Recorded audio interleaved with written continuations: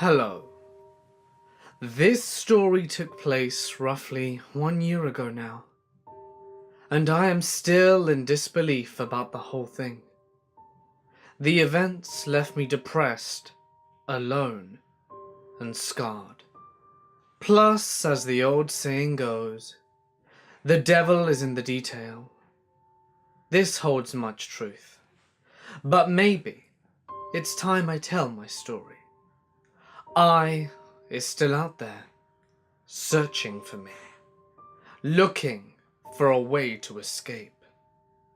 I can feel it as sure as sunlight on my skin on a sunny day, like a light pressure on the inside of my skull. I's presence, evil or whatever you want to call it, wants to get me desperately. And it's pissed.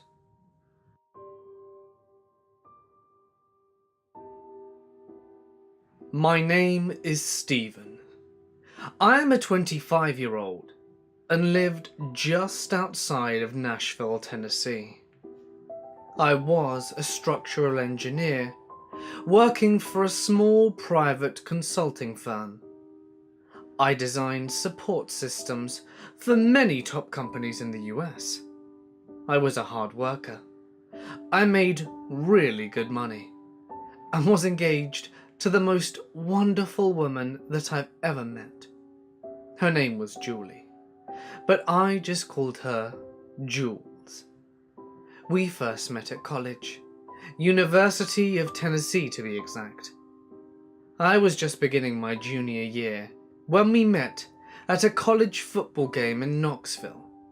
I forget who our team, the Volunteers, were playing. We hit it off right away, and we began dating shortly thereafter. We were inseparable. It was like we were made for each other. We shared the same corny sense of humour, taste in music and literature, and just about everything else. By the time we graduated, we were deeply in love. We both were native Nashvillians. She grew up in a town named Franklin, and I in a town called Bellevue. Both were suburbs of Nashville. She returned to Franklin and moved into a small one-bedroom apartment there. When I graduated, I managed to get a position in the aforementioned structural engineering firm. The money was wonderful, so I could afford to move closer to work in a very nice two-bedroom apartment in Brentwood. Jules would spend the weekends at my apartment on most occasions, and I at hers during others. Whatever was more convenient. It was my apartment mainly because of Jojo, my dog. She was a 7-year-old lab husky mix, and was my best friend, other than Jules, of course. Jules' apartment complex wouldn't allow pets, so sometimes we'd sneak her over there when we could. Jojo was loyal, quiet, and cute as hell. She was the best dog I've ever had. At my apartment complex, my neighbours were a really cool couple who quickly became Jules and my best friends. Whenever my work allowed, we'd all hang out in the pool in the middle of the complex, grill out, drink beer, and generally joke around. The girls would often go out on shopping sprees, while he and I would play video games, listen to music, or watch movies that the girls didn't want to watch. In general, we were all the best of friends. And this continued for a year until they dropped a bomb on Jules and I. They were moving to another state. He had gotten an incredible job offer in Texas. It was his dream job, so I can't really blame them for leaving. We were just heartbroken. Honestly, the move date was only a few days away, so we had very little time to make the most of it. Jules and I gladly helped them pack their belongings and load it into the U-Haul truck they acquired. Tears flowed as they left. Texas? Damn. No way we'd get enough time to visit them there with Jules and my work schedules. We all promised to keep in touch, and for a while we did. But, like everything else long distance, we eventually grew apart, until we only spoke a few times a year. Right about that time, everything fell to shit. I had gotten home from work early on a Tuesday, not 2 weeks after our friends had moved out, when I discovered a large rental truck parked just outside of the entrance to my building. The rear loading ramp was down, and as I walked past it, I noticed it was mostly empty. Whoever was moving in had been there a while, and judging by the size of the truck and how empty it was, there was no sign of anyone. Whoever was moving in had been there a while, judging by the size of the truck and how empty it was. There was no sign of anyone, though. I had a bad feeling just then. I don't know how to describe it, other than apprehension. It was like the feeling one gets when they see a particularly dark thunderstorm on the horizon. I don't know why I had this feeling. Nothing seemed amiss. And hell, I hadn't even met any of these new people yet. But it was there. I just shrugged it off and walked to my apartment. Now, the layout to my building was this. It's a 2-story, decorative building with 16 units in each. There are 2 entrances, both top and bottom floors on each face of the building. On each entrance, there are 4 ground floor units and 4 upstairs units. Each apartment door was on a 45-degree angle to the hallway, so you can easily see the other 3 apartment doors using the peephole in my door. As I approached my apartment, my apprehension peaked when I noticed my former neighbor's door propped open by a cardboard box. Shit. New neighbors already? It's always a worrisome time when the new replaces the old. How are these people going to be? Quiet or noisy? Kept or unkept? Intelligent or uncouth? You never really know until they've moved in and spent some time there. I would just have to wait and see, I guess. I couldn't see anything inside the apartment, but I could hear what sounded to me as thrash metal music playing somewhere inside. Great. Most likely young kids. And young kids usually meant parties and wild times. I wasn't normally a judgmental type, but I did have experience. And my experience was telling me to watch out. I was thinking all of this and unlocking my door when I heard a woman's voice approaching. Don't worry about it, just leave it in the kitchen and I'll unpack it later. Just then, a woman came through the doorway, and Lord Almighty, she was beautiful. She seemed to be in her early to mid-20s, tall, curvy up top, and had a rack of thick and curly black hair that fell past her shoulders. She was obviously into the gothic scene, because she was wearing a long, tight-fitting black lacy dress that had 2 thin straps over her shoulders and fell to just above her feet. Not exactly moving garb, I suppose, but whatever. She was wearing black lipstick and had porcelain white skin and black mascara.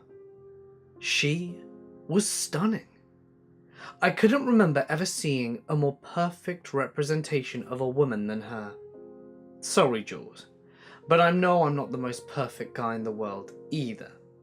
She rushed out of her doorway and nearly ran into me. She let out a surprised "Oh," and stepped back. I stuck up my hand and introduced myself, all the while feeling a little awkward. She looked annoyed. I wasn't gawking at her or anything like that. I was completely loyal to Jules, and I had my engagement ring on, so there couldn't be any confusion there. "You almost ran into me, lady. What the hell?" She gave me an obviously forced smile and said, Oh, hey, what's your name? "Stephen," I replied, smiling and trying to be as friendly as I could without being too weird. Stephen, okay. I'm Jess. She took my hand and gripped it pretty tightly. More tightly than I would have thought appropriate. I noticed a lot of odd silver rings and whatnot on her thin fingers and hand. Her nails were jet black and had little intricate designs painted on them with a dark red colour. I couldn't identify all the rings, but the one I did get a look at was a serpent coiled around the upper part of her index finger. Wow, this chick was really into the whole goth thing. She must have spent all her money at Hot Topic, I thought. "Nice to meet you, Jess." I wanted to ask her if it was just her moving in, or if she had family, a boyfriend, husband, whatever moving in as well, but she never gave me the chance. My rental truck is due back in an hour. Nice to meet you, Stephen. And with that, she rushed off. Her tone had an element of disdain to it. She seemed off. I couldn't put my finger on it. Okay, so she was busy and on a tight schedule, I get it. But I sensed something was seriously off about that woman. I made a mental note to tell Jules about it later. I unlocked my door and walked in. Normally, Jojo would be there to enthusiastically welcome me home, but not today. Strange. I called out her name and nothing. I walked into the living room and didn't see her. My coffee table was large, heavy, and rather low to the ground, except that it wasn't quite as low as it looked like from the outside. The bottom was just high enough off the floor that Jojo could crawl underneath it when she was scared. So I checked, and there was no Jojo. "Jojo? Where are you, pumpkin?" I checked the kitchen. Nothing. Bathroom and second bathroom. Nothing. I finally found her, huddled under my bed. Okay, now that is strange.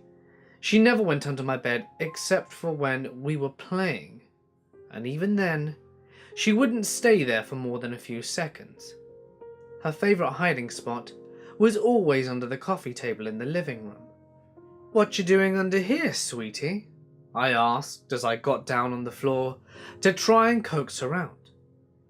She pressed herself all the way up against the wall, where the headboard is. Her head was resting on her paws, but when I reached for her, she began to wag her tail. She slowly crawled out from under the bed. I knelt down next to her and began to pet her. She seemed to perk up a bit after that. "What's got you acting so odd?" I thought to myself. She had never acted like this, even when there was a thunderstorm crashing outside. Could it be the noise the new neighbours were making, and their metal music cranked up? I honestly had no idea. Looking back on this now, it really was my first warning. Of course, I could never have imagined what was coming at this point, but a red flag was a red flag, and I should have paid more attention to it. "Come on, let's go for a walk." I connected the leash to her collar and took her outside. She stopped just out front of the door for a moment and sniffed deeply. She looked in the direction of Jess's door, which was now closed, and huffed the way only a dog could. She whined for a split second, and then turned and went to the front of the building where the grass was. Later that night, I told Jules all about what happened.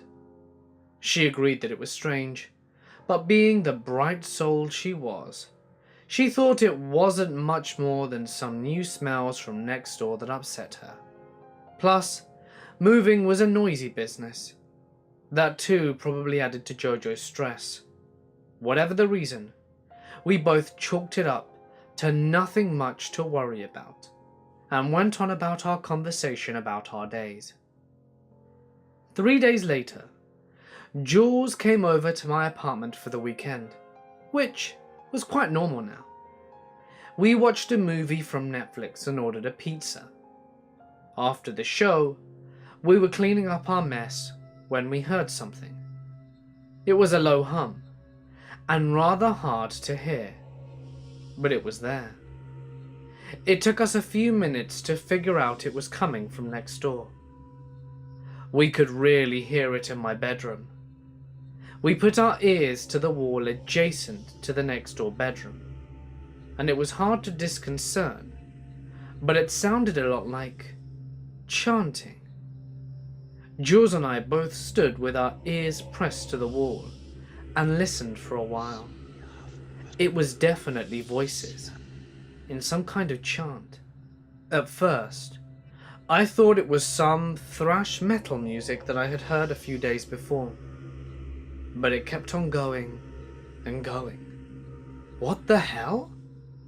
We could hear what the voices were saying, but they were all male voices, dark, monotonous and creepy. It became obvious the chanting wasn't coming from a movie or TV show. Maybe a video game? Perhaps. But it wasn't like any game I'd ever played, and I'd certainly played a lot in my time. It was the kind of sound that once you discovered it, you couldn't stop hearing it. Jules wasn't too happy with sleeping in a room with chanting, so we decided to sleep in my spare bedroom. Jules and I made love and fell asleep. We woke up the next morning to Jojo barking at the front door. Nothing loud, just woofing, and growling in a low tone. Jules asked if Jojo had ever done that before, and I said no. Well, something sure has it addled, said Jules, looking a little perplexed. I know. She's been acting weird ever since Jess moved in. Animals can be a good judge of character. I doubt she's a serial killer. I said this as I got up from bed and went into the bathroom down the hall. Well, if she is, tell her I want you stuffed in a sexy pose, please. I just laughed and closed the bathroom door. When I came out, Jules was in the kitchen making breakfast. Jojo was laying at her feet. Something was upsetting Jojo like crazy. She kept staring at the front door all the time now. She wouldn't take her eyes off it. If Jules and I were in the living room, Jojo would be under the coffee table with her eyes fixed to the front door. If she was in the kitchen, her view was locked on the front door again. She just wasn't herself. New smells and sounds wouldn't account for this behavior. I was starting to suspect something bad was happening, and Jojo had fixated on it. Whatever the case, I'd have to keep an eye on her and the new girl next door. Sunday eventually came, and Jules had to return home to get ready for the work week. I kissed her goodbye and watched her drive off in her white Nissan Altima. Everything was normal throughout the late afternoon and into the evening. I was playing Grand Theft Auto 5 online with some friends of mine when Jojo started barking again. I took my earphones off to tell her to stop when I heard it. The chanting. It was back. I went into my bedroom to get a better listen to it. I put my ear to the wall and I heard, well, the male chanting was the same as before, but now there was an obvious female voice going along with it. No, wait, that wasn't right. It was moaning. Moans of pleasure during sex. It was a pleasurable moan for sure. Were Jess and these men having a group orgy? I kept listening for a while and heard the voice climax and then stop. The chanting ended too, and then nothing. Nothing at all. I thought about calling Jules and telling her about what had happened, but it was past midnight, and I knew that she would already be asleep. No, I'd tell her about it tomorrow. Just then, Jojo came to me with that I gotta go pee look that she always gave me when it was time to relieve herself. Okay, fine. I got her leash and took her outside. Jojo stopped and looked at Jess's front door, whined a little, and turned to go out front. She walked around sniffing for a bit and decided on an acceptable spot and peed. When she finished, I began to take her back in. Just as I rounded the corner to the hallway, I heard a door open and several voices trailed out. It was Jess's front door. Men came out dressed in black Gothic garb. They said their goodbyes and walked past me. There were 6 in total. As I approached my door, I caught a glimpse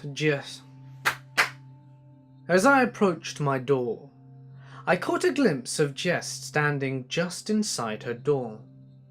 She was wearing a dark red bathrobe. Her hair was disheveled, and she looked drained. They did have an orgy. I have got to tell Jules about this. I casually pulled the keys out of my pocket to unlock the door when Jess and I made eye contact. I smiled and said good evening. She looked at me for a second without saying a word. Jojo started her now recognizable low growl again, and Jess's eyes slowly rolled down to stare at Jojo. She stood there, looking at my dog like she was about to murder it. Jess then leaned forward just a bit, an almost imperceptible motion. Jojo started to whine and laid down behind my legs away from her. Jess looked back up at me. She quickly closed and locked her door. That woman was starting to make me nervous. We went inside my apartment, and I unleashed Jojo. She immediately went to the coffee table and crawled underneath. She was shaking and whining. For the first time, I started to get angry. What the hell was going on here? What am I seeing? Why is Jojo so afraid of that girl Jess? What is up with all that chanting in the orgy? I had so many questions and no answers, and I had no idea on how to get them either. I went inside and prepared for bed, and as I was laying in bed, I kept thinking about all of these strange events. The next day, I told Jules about what had happened, and she was just as perplexed as I was. Everything seemed to return to normal, except for Jojo's behavior. At least, there were no further instances of that creepy chanting. Things took a turn for the worse about a week after the orgy incident. I had to work late that day, and when I returned home, it was pretty dark. As I walked up to my front door, I discovered Jojo laying on the ground. Someone had entered my apartment during the day, and Jojo had gotten out. I was furious. I checked the lock on my door to find the handle locked, but the deadbolt wasn't. My first thought was that maintenance had entered my unit to either check or work on something. Every time they'd come in before, though, management would leave me a note on my door beforehand, stating the date which they would come and the reason for it. But there was no notice on my door. Perhaps it had come off. Management wouldn't tape it to the door, just fold it and wedge it in between the door and the frame. I took a quick look around and found nothing. Jojo was starting to whine, so I opened my door and we both went in. I took inventory of my belongings and found nothing missing or out of place. It was at this point too late to call management, so I would have to wait until morning. I planned to unleash holy hell upon those managers for letting my dog out and not properly locking my door. I made the call first thing, and of course management said they hadn't entered my apartment. They had no repair requests, and maintenance denied going in too. So, was it a break-in? Maybe, but nothing was stolen. Everything I owned was still secured inside my apartment. Because of that, I decided not to call the police. I was still creeped out, but I didn't think it was a big deal. The next morning I took a shower and got ready for work. Jojo was in the living room, hiding under the coffee table. I knew this because I always close and lock the bathroom door when I shower. Jojo had a bad habit of climbing in with me, and I really hated that. Wet dog first thing in the morning is something to avoid, trust me. I noticed a blast of really cold air hit me while I was inside the shower. I could see the hot water steam like crazy in the coldness. Within seconds, the whole bathroom was filled with mist. The air conditioner was set to auto and could never have created that kind of cold, even on the lowest setting. I got goosebumps, it was so cold. What the hell? I toweled off and got out. I slipped my boxers on, and as I stood, I noticed something on the mirror. With all of the mist, the mirror had fogged up pretty heavily, so it was easy to see. On my mirror was a handprint. As I examined the handprint closer, I realized it wasn't a human print at all. First, it was way too big to be a person's hand. The palm was too wide, and the fingers were grossly extended outwards. Each finger measured about 6 to 8 inches long. They were too thin as well. The second thing I noticed was no condensed water droplets running down the mirror from the print. Whenever a mirror is fogged up, touch it and you'll see what I mean. Water will condense and run down the glass, making clear little trails down it. This handprint didn't have any. Suddenly I heard a whisper behind me. It was low but there, and I couldn't understand any words, just the whispering in general. It sounded like several voices at once, and they were energetic, excited voices. I turned all around and found absolutely nothing. The door was still locked. My TV was off in the bedroom, and so that could not have been the source. I remained calm and tried like hell not to jump to any conclusions. Maybe Jess and her horde were doing something next door. But then I realized that while we shared a common wall with our master bedrooms, we did not with the master bathrooms. The whispering was coming from inside my bathroom. When the mind is confronted with something abnormal, it will try and explain it with the normal. If it can't do that, it will fall into denial. I stood there looking around, finding nothing amiss. Work jumped into my mind, and I checked the time. Shit! I was running late. I threw on my clothes, said goodbye to Jojo, and rushed out. Yup, I got to work late. But thankfully no one seemed to notice. I love my job, and tried to get lost in all the numbers, calculations, and drawing. But damn, that handprint and whispering would not leave my mind.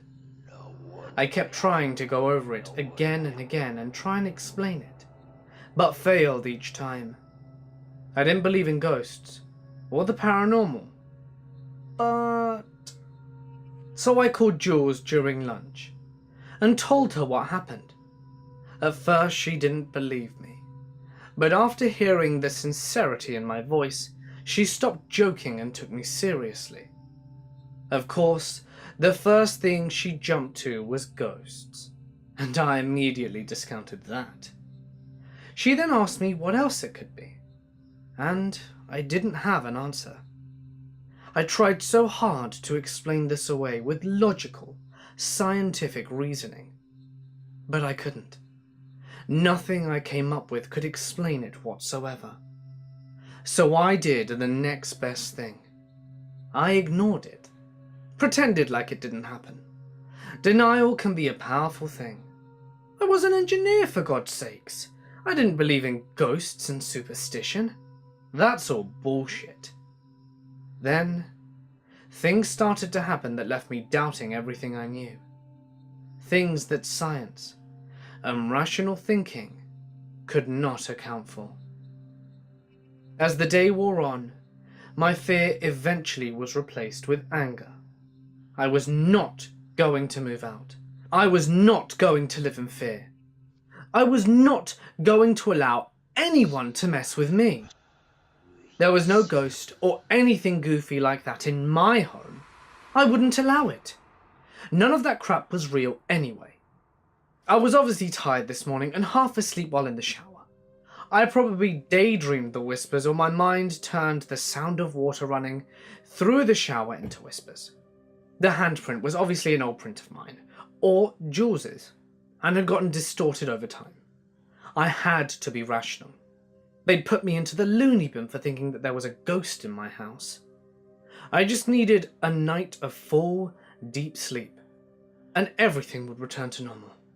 Yes, that was it. I was too tired and exhausted. My mind was playing tricks on me. But what about Jojo? What about her behavior lately? Probably didn't like Jess or her friends. Animals can be a good judge of character, is what Jules always said. Maybe that's right. Who knew? I was thinking about all of this when I arrived home that evening. When I pulled up, I found a carpet cleaning van parked outside of my building, with a large hose running into the hallway. I got out of the car and walked to my front door. That's when I noticed the hose running past my door and into Jess's door. What the? I've seen these guys before. Management always called this cleaning company after a tenant had moved out. My old neighbours, for instance, had called these guys to come in and clean the carpet after they'd moved to Texas. Now, here they were again. The van and the cleaning equipment were making a hell of a racket, so I decided it was safe to peek into Jess's apartment. Empty. Completely empty. Holy crap. She'd moved out in less than a month after moving in. Wow. She'd obviously jumped her lease agreement, and that was a big deal here in Tennessee. They'd go after her for sure, with nearly a year's rent unpaid. Just then, one of the cleaning crew walked out from the kitchen into the living room and saw me standing in the doorway. Can I help you with something? He was an older guy with longish hair and stubble on his chin and jaw, but his uniform was spotless. Maybe. I'm here to see Jess. Then he gave me a confused look. The woman who lived here. I don't know this Jess of whom you speak. The place was empty when we got here. We were just told to clean it up. Whoever lived here must have had some vendetta against those bedroom carpets, though. As if they were trying to redefine the term ruined. We'll have to come back to gut them tomorrow. No information about where she could have gone? I asked. Nope. Oh, wait. I did find these letters. And turned and walked back to the kitchen. I followed him to get a better look. He came back with several white letters, all addressed to a Jessica Tennyson? I've got a full name now, and I felt like a real detective.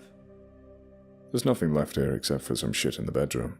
The worker said, as I thanked him for the letters. "What kind of shit?" I asked again, Well, come and take a look. and turned towards the master bedroom. Weird shit back in here. Max is hell on carpets, you know. No way to get that crap out of the fibers once it gets in. Steam can't get that shit out. As we crossed into the bedroom, I saw that most of the carpets had been cut up already. Long strips had been moved to various places, with pad underneath. I could see bits of dried wax splotched all over the carpet pieces, and even the walls. Red wax. If I hadn't have known any better, I would have thought for sure that it was some kind of bloody crime scene. "That's not blood, is it?" I asked, pointing to a particularly wide patch of red. Nope, that's just wax. They got that shit all over in here, especially on that drawing on the floor. What drawing? I started to get that strange, apprehensive feeling again. The same feeling I got when I first spotted Jess's moving van. The guy walked over to a corner of the bedroom, right next to the common wall, and pulled back some cut carpeting and pad. There on concrete was a kind of cross. A normal cross has one vertical line and one horizontal line. This one had one vertical line and 3 horizontal lines in the middle, one being the longest. It also had splotches of red wax and some other dark residue around it. We think that right there's blood. Not completely sure, but yeah, looks like blood to me. This was beyond weird. I got a feeling like we were being watched. No one else was in the bedroom with us, and a quick glance at the doorway confirmed that. I was really starting to get creeped out at this point. The carpet guy just looked at me as if I was supposed to say something. I was at a loss for words. Something serious was happening to me, and this strange cross seemed to have something to do with it. I couldn't get rid of the feeling of being watched either. The air was heavy like syrup. It was hot, heavy, and oppressive. I couldn't stay anymore, and I told the carpet guy thanks for all his help, and I got the hell out of there. I went back to my apartment and locked the door immediately. Jojo was under the coffee table as usual. She came out, and I took her for a walk. I couldn't stop thinking about that weird cross and the strange occurrence in the bathroom. I decided that I needed more information about all of this. So when Jojo and I returned, I went straight to my laptop and logged on. First things first, I needed to find out about that cross. I felt it was terribly important, although I didn't know why. It only took me a little while before I found out what I was looking for. The cross is called a Salem cross, or Cross of Salem. It was a holy symbol used by Christians in the past, and it was also used in rituals of dark magic and even Satanism. Jess and her friends didn't look very Christian to me, so it had to be a dark magic / Satanism thing going on here. So, what? They performed some kind of dark ritual in her bedroom? I started to laugh at that, and then I remembered all the damn chanting. The engineer part of me immediately dismissed that thought. But could it be true? Could all this weirdness be happening because of something that they did? I mean, it did all start when Jess moved in. No, it can't be. This stuff is superstition. Or was it? We live in an age of high science, for heaven's sakes. But the things I've seen and heard? I can attest that they were real, especially Jojo's odd behaviour, and that weird-ass handprint on the bathroom mirror. Try as I may, I could not come up with a rational reasoning for it. Something was going on, and I couldn't deny it anymore. I called Jules and told her everything I had found and researched. She was always the more spiritual of us, and she believed it right off.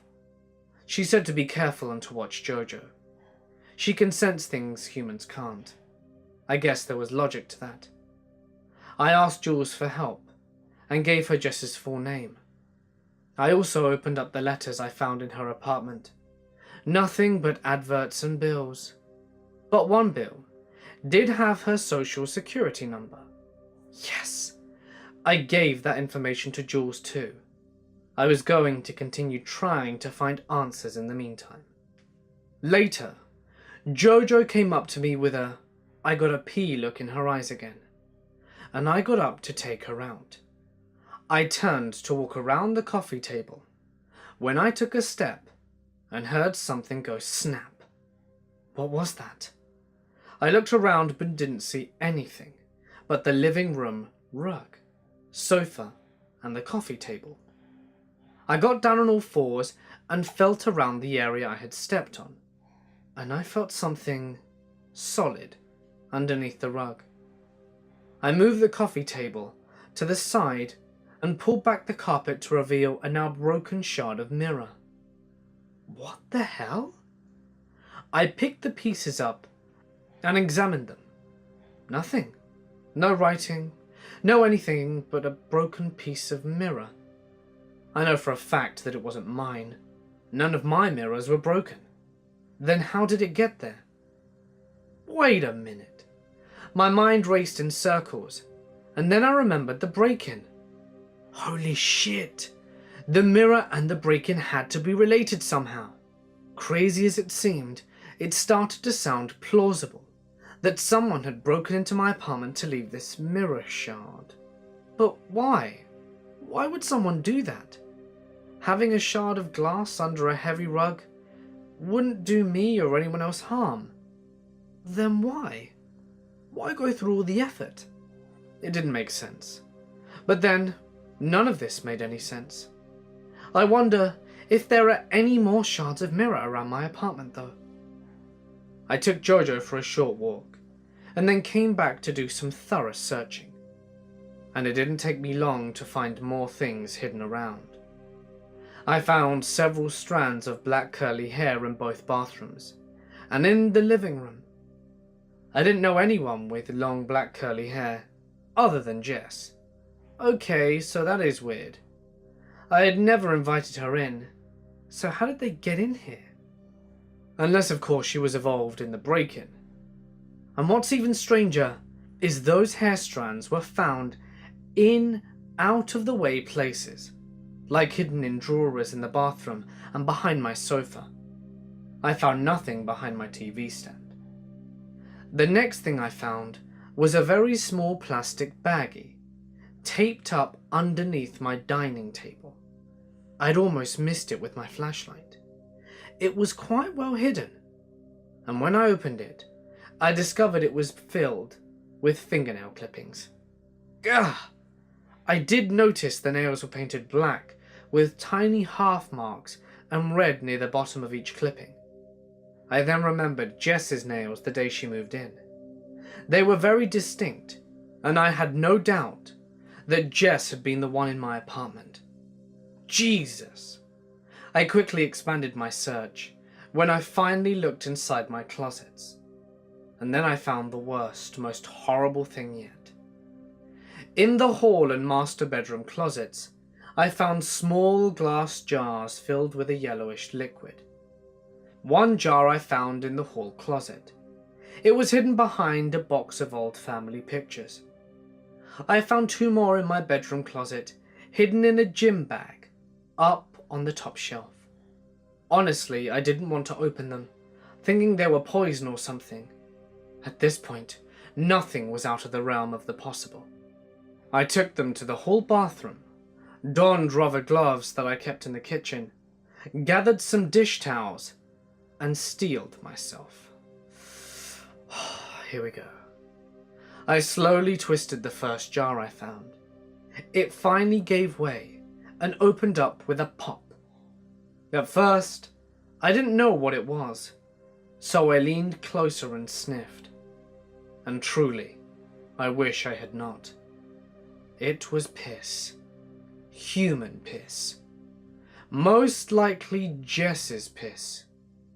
Old, warm, and nasty-ass piss. I put it down and retched into the toilet. After I finished puking, I quickly replaced the jar cap and tightened it as hard as I could, hoping that not one atom of that vile shit would spill out.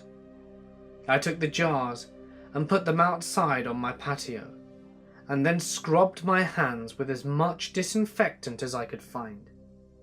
I don't think I've ever been so disgusted in all my life. At this point I had had enough. I called the police. But since nothing was stolen or damaged, there really wasn't anything that they could do. I showed them everything I found in the apartment, and filled them in on Jess and her odd behaviour. The fact that she had fled from her apartment without notifying anyone was suspicious, and the police agreed. But again, there was nothing they could do at the moment. They did take a statement from me though, and since there was no clear evidence of Jess being the one who broke in, they couldn't do a thing. After all, they said, we don't know for sure that these hairs, nail clippings, and urine are actually hers, or if someone else had placed them inside my apartment. I was disappointed, but I understood. I felt totally violated. They left their hair, nail clippings, and urine for me to dispose of as well. What now? It was nearly midnight, and I had work in the morning. I took Jojo out one more time, showered, and then went to bed. I was angry, scared, and pissed off in general. I texted Jules with what happened since she was already asleep, turned off the lights, and laid under the covers. I was restless for a while, thinking about the whole situation. I felt so lost and confused about it all. I was exhausted and drained, so eventually I did fall asleep. I was woken sometime later by Jojo jumping on my bed in absolute panic. She was shaking and whining like crazy. I tried to comfort her when I heard the whispering again. Oh God. I tried to locate where it was coming from, and it wasn't in my bathroom or bedroom this time. It sounded like it was coming from the kitchen or living room. I slowly got up when Jojo freaked, jumping down and flew under my bed. I crept towards the bedroom door. I typically leave the dining room lights on during the night for Jojo. They are on a dimmer switch, and I would keep it at the lowest setting. I reached my bedroom door and tried to see what was out there. It took some time for my eyes to adjust to the dim light. The whispering got louder, but there was something else to it now. I could hear people wailing. It was soft, almost imperceptible. It sounded as if several people were in my kitchen. They sounded upset? Maybe. No. More like desperate.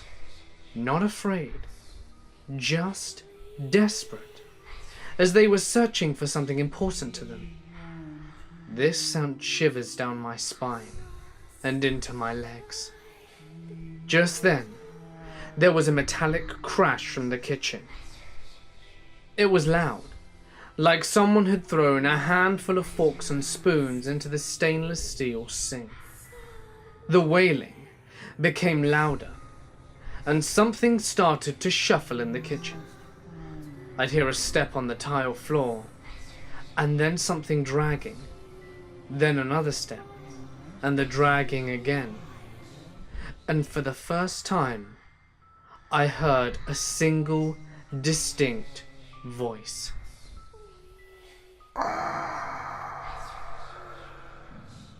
It continued over and over. The whispering and the wailing never stopped. They only got louder. I saw a dark shape slowly moving through the kitchen from where I was standing. I couldn't tell exactly what it was, but it was definitely a person, or had the shape of a person at least. The sound continued, and I heard another voice suddenly proclaim, Where are you? then another voice, clearly a male this time. We need you. The whispering and wailing never stopped, and the sounds continued to progress. We want you. We must have you. Please. We must find you.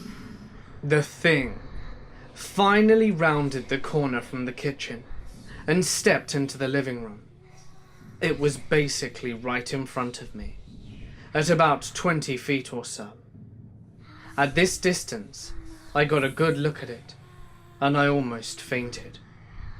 This thing stood about 7 feet tall. All I could discern was its shape. It was black. Black, not as if in shadow, but black as in a lack of everything. Jet black. Black upon black. Unreal black. Its shape looked like someone not human tried to make a human, but didn't really know how and failed miserably. It had a long body with elongated arms. The arms were twisted and bent as if stretched and hung down past its waist.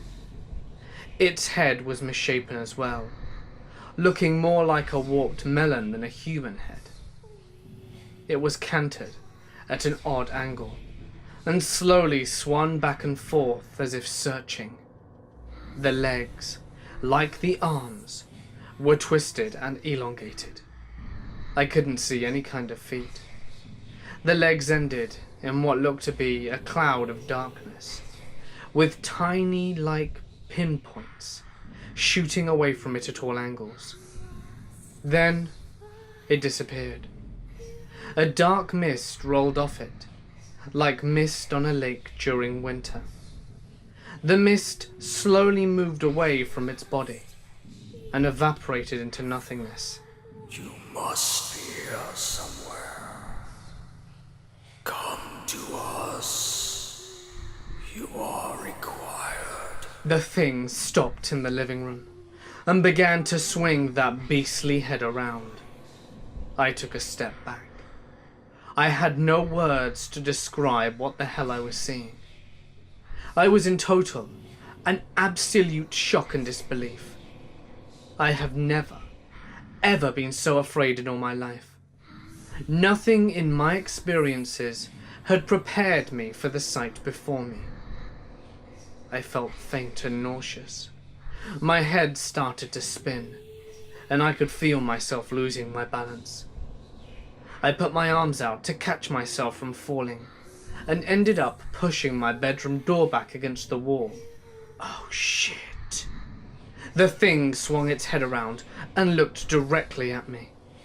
It had no eyes, but it saw me nonetheless. It lurched at me with incredible speed. It extended its malformed arms and rushed. It screamed.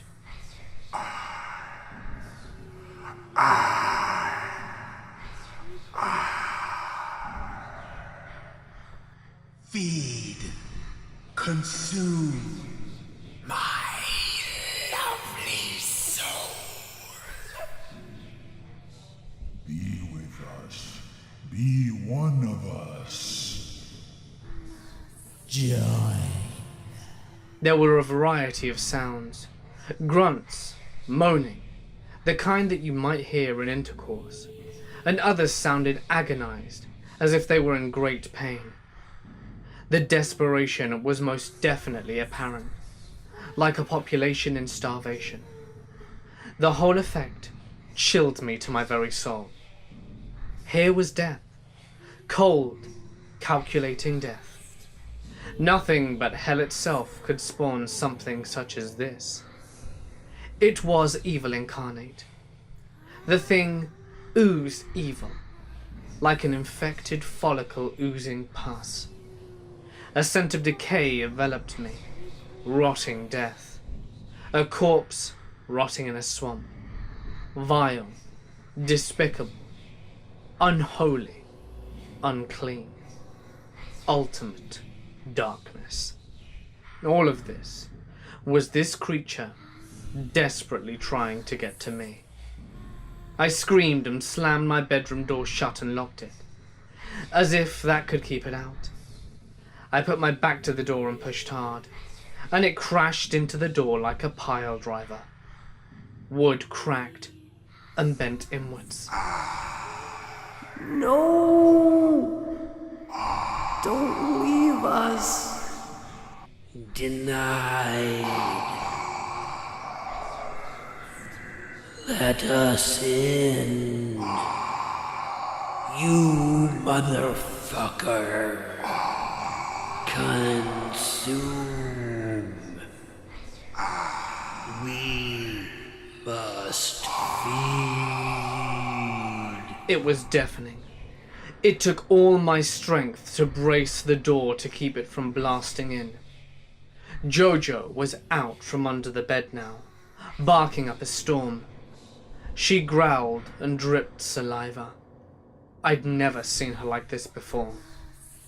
She had known about this thing all along. She knew, and tried to warn me in her own way. Jules was right. Dogs do have a special awareness that we don't. As I desperately tried to keep the door shut, I noticed a small black smoky tendril sneaking out from under the door. And then more. They moved like worms after a rainstorm. Down they slithered until they touched my right arm by the door handle. It felt cold. Incredibly cold. I couldn't do it. I just couldn't. I jumped away from the door and rushed to the back wall of the bedroom, the common wall. The door bent inwards like it was made of rubber, with hundreds of those tendrils waving all over the place, and it let out a loud woody crack, then exploded inwards and fell into splinters. Finally, he is ours at last. Bless you. Feed. Be one of us. I want his skin. Devour him now. As it shuffled closer, I felt around for something, anything to defend myself. I felt something in my hand. It was my watch. It was sitting on my nightstand. My parents gave me that watch for graduation. It was silver and rather expensive. I loved it because it had all the planets in the solar system rotating all around it, and the face of the watch was painted like a star. Without thought, I hurled it at that thing. The watch didn't hit it. It fell into it. And the beast recoiled and screamed in terrible pain. You son of a bitch. I grabbed more things off my nightstand and threw them at the beast, but with little effect. Make him pay. Make him pay. The creature began to withdraw, all the while shrieking a hideous scream that frightened me even more. It floated back through the bedroom doorway and into the living room. Jojo gave chase, barking, and growled like crazy. No more. I yelled out to her to come back, but she continued on, sensing weakness in the creature, I suppose.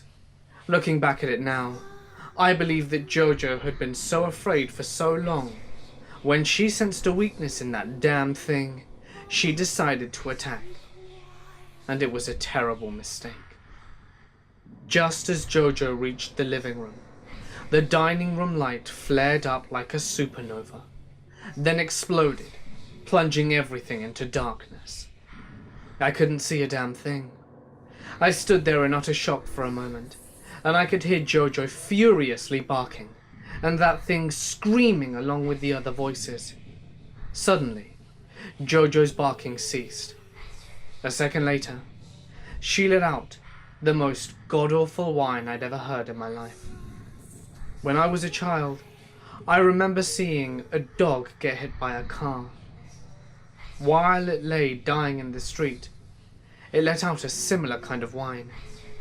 But Jojo's was 100 times worse, 1,000 times worse. Hearing Jojo in such pain shook me out of my paralysis. I ran through the shattered doorway and down the hall towards the living room. There was a light switch at the end of the hall, and I turned it on, which triggered the living room lights. When I turned, the sight I saw will haunt me for the rest of my days. The thing was standing in the middle of the living room. Several of those pin tentacle things had shot out and impaled Jojo. She was on her back shrieking in terrible pain as the thing pulled it closer to itself. As Jojo drew near, the thing began to bend sharply down at the waist towards Jojo. Its arms stretched out and down and made contact with Jojo. Such energy, such life. The blackness began to envelop the hapless dog like a cocoon. More. Oh my. Meat. Meat. The creature bent so far forward that its head touched, then disappeared around Jojo. As the black cocoon crept up to Jojo's upper body, her whining stopped, and she lay still, although I could still see her breathing. More of those black, coiling, worm-like things began to move out from her mouth, nose, and the corner of her eyes. She slowly turned her head to look at me, with more worm things coming out of her. She looked at me with what seemed to be an expression of, "Help me." But I couldn't. I was frozen in terror. I couldn't move a muscle. Her eyes suddenly collapsed in their sockets, like raisins, and her skull and muzzle began to fall inwards with a crack, as if her head was being deflated. After what seemed like an eternity, the black cocoon enveloped her entire body. The thing was almost entirely around her, except for its legs, which were still standing several feet in front of Jojo. Sounds like dry, rustling leaves came from within, almost as if someone was slurping ice cream through a straw. There was a sound like dry wood cracking, and the thing began to withdraw. What was left of Jojo was awful. Her fur, which had been thick and luxurious a minute ago, was now thin and dried out like a desert cadaver. Her eyes were gone, and the rest of her was as desiccated as an Egyptian mummy. That thing had drained all the moisture and blood out of poor Jojo, leaving nothing but dried and cracked leather. I stood shaking in absolute fear. My mind could not, would not process what my eyes were seeing. I was numb from head to feet. The world had ceased to exist for me. All that was left was a thick soup of pure fear and disbelief. I watched as the thing slowly withdrew from Jojo's corpse and stood back up upon its legs. Its misshapen head turned and focused entirely on me. He is there. We must have him. The thing began to shamble towards me, its twisted arms raised and stretched. Yes. I lost it. I really did. Meat. Precious. A dark primal panic rose up from within me and took firm control of my mind. All that mattered was to get the hell out of there right now. He requires more. I ran. I ran like I had never ran before. All I had on were my boxers, but I didn't care. I dove to the right of the thing as it lunged for me, and I ran out of my flat to the front door. Next to my door was a small table that I always left my keys and wallet on. I grabbed them, unlocked the door, and in a flurry, darted through it. I ran like a madman out of my car, hit the unlock button on my key, and jumped in. Cranked it over and tore out arse of there. Tires spinning and smoking as I left. As I was leaving, I took a quick glance at the window of my unit. The living room light was still on. Silhouetted in the glass porch sliding doors was the thing. It was just standing there watching me leave. I don't remember anything else for a while. The next thing I do remember was banging on Jules's front door. Well, I mean hammering.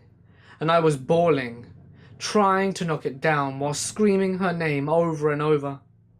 When she finally opened the door, she obviously looked like she'd just gotten out of bed. When she saw me, her eyes grew wide, and I darted past her and screamed for her to shut and lock the door. After a while, I settled down long enough to tell her what had happened. I described the thing, how it had attacked me, and what it did to poor Jojo. Now I'm an engineer. I am sane, logical, and down to earth at all times. Her seeing me as I was made her believe me all the more. She started crying when I told her about Jojo. I hugged her like my life depended on it, and we sat there for a while on her sofa, just holding each other while I cried and cried and wept for what seemed like hours. The adrenaline rush evaporated away, and I was left shaky, sullen, and exhausted. By this time, it was nearly sunrise, so she called into work and told them that she wasn't going to make it in that day. She leads me by the hand into her bedroom and puts me to bed. I was a mess. I was tired and weak and still sobbing like a child. She lay down next to me and held me until I finally fell asleep.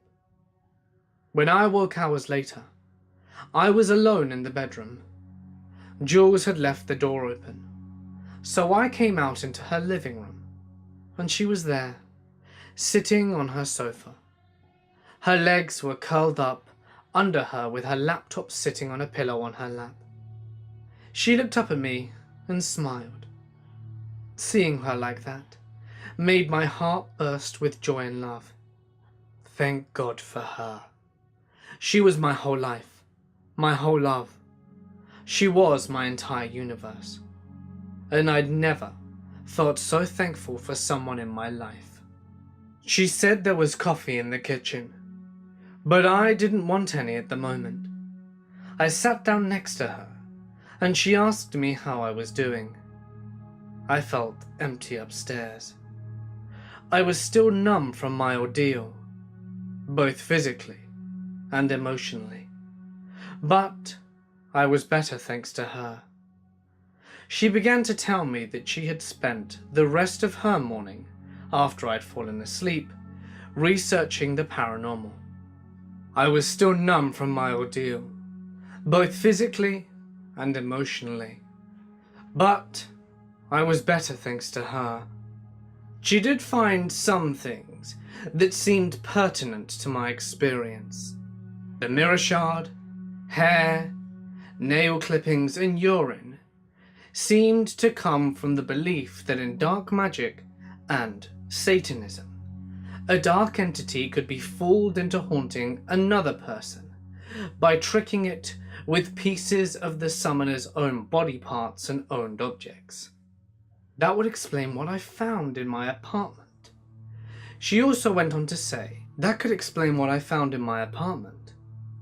She also went on to say that while she couldn't find anything specific to what I described to her about the thing, the closest she could find was something called shadow people. The lists of those were wide and varied, she said, and it was what fit the most although nothing fit exactly with what the thing was.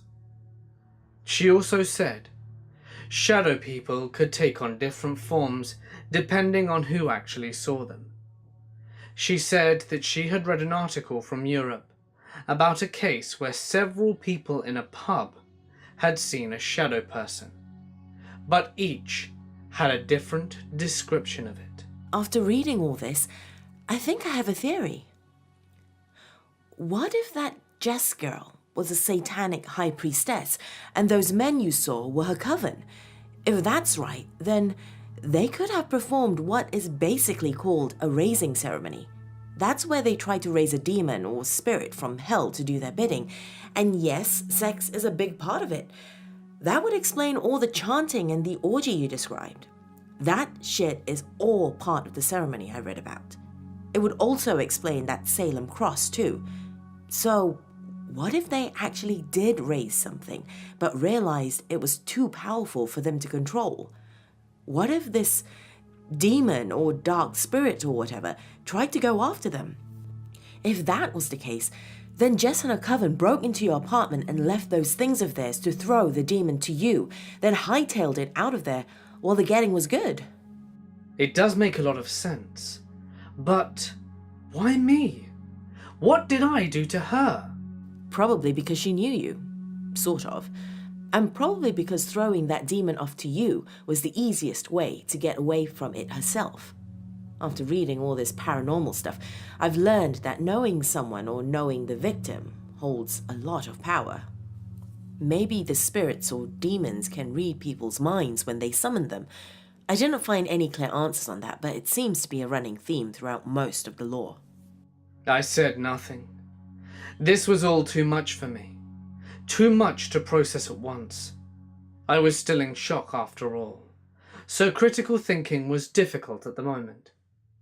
Jules yawned, closed her laptop, and placed it on the table. I need a break. I'm hungry. Are you hungry? I said yes, and she happily walked off into the kitchen. I'm craving bacon. You want breakfast? Oh, hell yes. I am famished. Well then, the chef is in. Sit back, relax, and I'll whip us up some grub to shove down your neck. As she was preparing the food, I switched on the TV. I turned to the channel guide and looked through it. Nothing on this time on a Monday morning. I finally turned it on to the news and half listened to it, my mind beginning to replay the events of last night. I went through it step by step. I kept thinking I was missing something important, but I couldn't figure it out. My mind would go back to poor Jojo in the living room, and how that thing had consumed her. This couldn't be real, I thought. It's all a bad dream that I can wake up from. Jojo can't be dead. This demon thing couldn't be after me. None of this can be real. Yet, there was that nagging feeling I was missing something damn important. What was it? Every time I drew near an idea, my mind would wander off to something else, like the sound the thing made or how it smelt. I couldn't focus at all. The handprint on my mirror, the whispering. Damn it! What was missing? I grew frustrated at myself.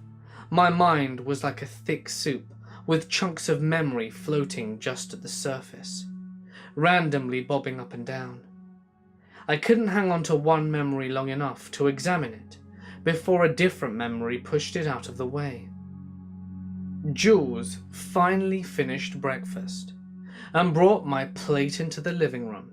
Bon appetit. She said that as she handed me a plate with a large glass of orange juice. She'd cooked eggs, toast, and shit tons of bacon. God, I loved this girl.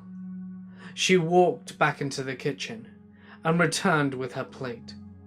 She sat next to me, and we both ate in silence watching the news. When we finished, she took the dishes back to the kitchen and loaded them into the dishwasher. I need a shower. You want to join me? She said with a wry smile. I thought about it for a moment. Maybe some sack time would do me good. Certainly couldn't hurt. I needed to de-stress. That much was obvious. While it may seem strange to you, having someone this very moment seemed like the best medicine in the world. I needed her. I needed to hold her, to be held, and I needed relief for a little while. To get away from all this craziness, this insanity. Now that you mention it, I smiled back and followed her into the bathroom. We made love all morning and into the afternoon. We slept off and on for a while and then went back to our lovemaking. It was beyond wonderful. It was heaven. A small bit of beauty in a world filled with darkness and pain. Later on, we showered again. It was late afternoon, early evening, when we finally returned to the living room. The TV was still on, but some vapid talk show was ending, and neither of us paid it any attention. Jules sat back down on the sofa and retrieved her laptop. She said that she had more research to do, and dove right into it. I, on the other hand, was still trying to get my head wrapped around everything that had happened. Still, I had that nagging feeling. I was missing something important. I decided to go through all of the events in order from the beginning.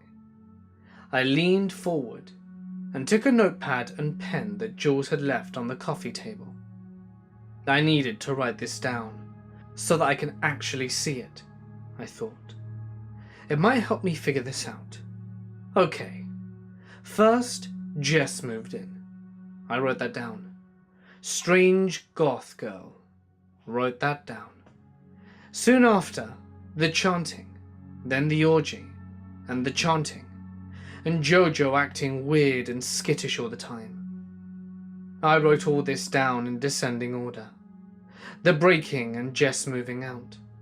The bathroom incident with the handprint on the mirror, and the whispering. Wait a minute. Why didn't I, that was the name I decided to give it, attack me then? Was it not powerful enough? Or was it just messing with me? I wrote that thought down on the side, to think about it later. Then, finding Jess had moved out, discovering the letters with her name and social number, finding the Salem cross, wax and blood under her bedroom carpet, finding the mirror shard, hair, and urine in my apartment, and then the attack. The only thing I hadn't questioned was why didn't I materialize and attack me in the bathroom? Not the eureka moment I was hoping for, but it was something. I told Jules about this, and she looked perplexed. Maybe because it didn't have the power to materialize yet? I've read in several places that spirits have to gather up energy before they do that or manipulate our surroundings. Electronics, especially battery packs, will drain out unexpectedly just before spirits do something. Let me check on that. She said that, and returned to typing on her laptop. I continued on writing things down. So I went to bed tired and pissed off at finding all that disgusting crap in my apartment. The police were no help.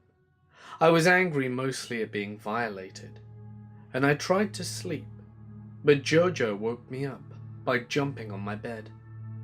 I heard I in the kitchen, heard a crash, and saw it. I attacked me, and I slammed the door, and it pushed through.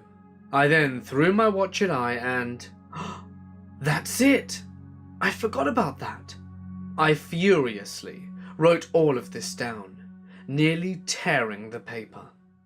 My watch seemed to hurt it. Why? Electronics didn't seem to do anything to it. It passed the fridge, dishwasher, and lights without a bad reaction. What was it then? What was it about watches that it didn't like? Let's see. It had a glass face. Was that it? No. Glass was all through my apartment. Plus, the mirror was basically glass, and it didn't seem to have harmed it when it left the handprint. what else? Metal? Oh, I don't think so. It didn't have any trouble at all trying to open the door handle on my bedroom door. The planets on the face and the painted star in the middle? Why would that have harmed it unless... No. Wait a second. Silver! The damn watch was plated in silver. And the crash in my kitchen? My utensils were silver plated too. They were a housewarming gift from Jules when I first moved in. That's it. It had to be. I must have sensed the silver plating from the utensils and threw them away from itself. And when my silver-plated watch made contact with it, it screamed and recoiled in pain. Holy shit. That has to be it. Could it really be that simple? Really? Then Jules starts to read something off her laptop. Spirits sometimes pull energy from our world in order to take physical shape or to manipulate the environment around it. The energy can take the form of electricity from batteries, lights, or other equipment. It can pull heat from the very air, making their presence known by an ice-cold wave in a room or outside a building or home. Lastly, spirits can pull energy from emotional responses such as anger, fear, confusion, sadness, and even thoughts themselves. Negative energy can easily be absorbed by spirits that are dark or angry to begin with. Loving spirits, such as deceased family members, tend to respond only to pleasant past memories of the survivors or friends. Even pictures of past events can provide energy for spirits to materialize. Emotion seems to be the most powerful for some spirits, while energy from electrical devices seem to suit other spirits. There you are. Were you angry when you were taking that shower, that first time you heard it? No, I don't think so. Yes, I did. That was the next morning after I found Jojo locked outside my apartment. I was furious when I found her. Then, when I was showering, it was hot in there too. Then that's when I felt the blast of cold air.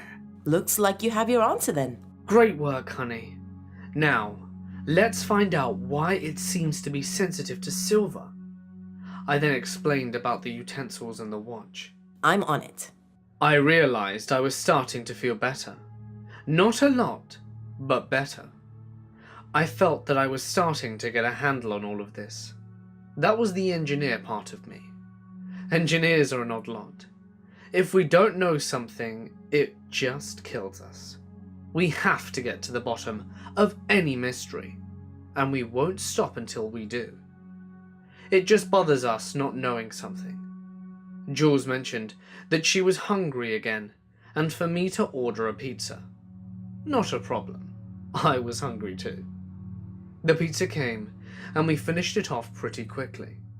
I put a movie on Netflix, but Jules was way too involved with her research at the moment to pay it any mind. She was loving this. It gave her a thrill to go out on the net and track things down. She was a natural detective.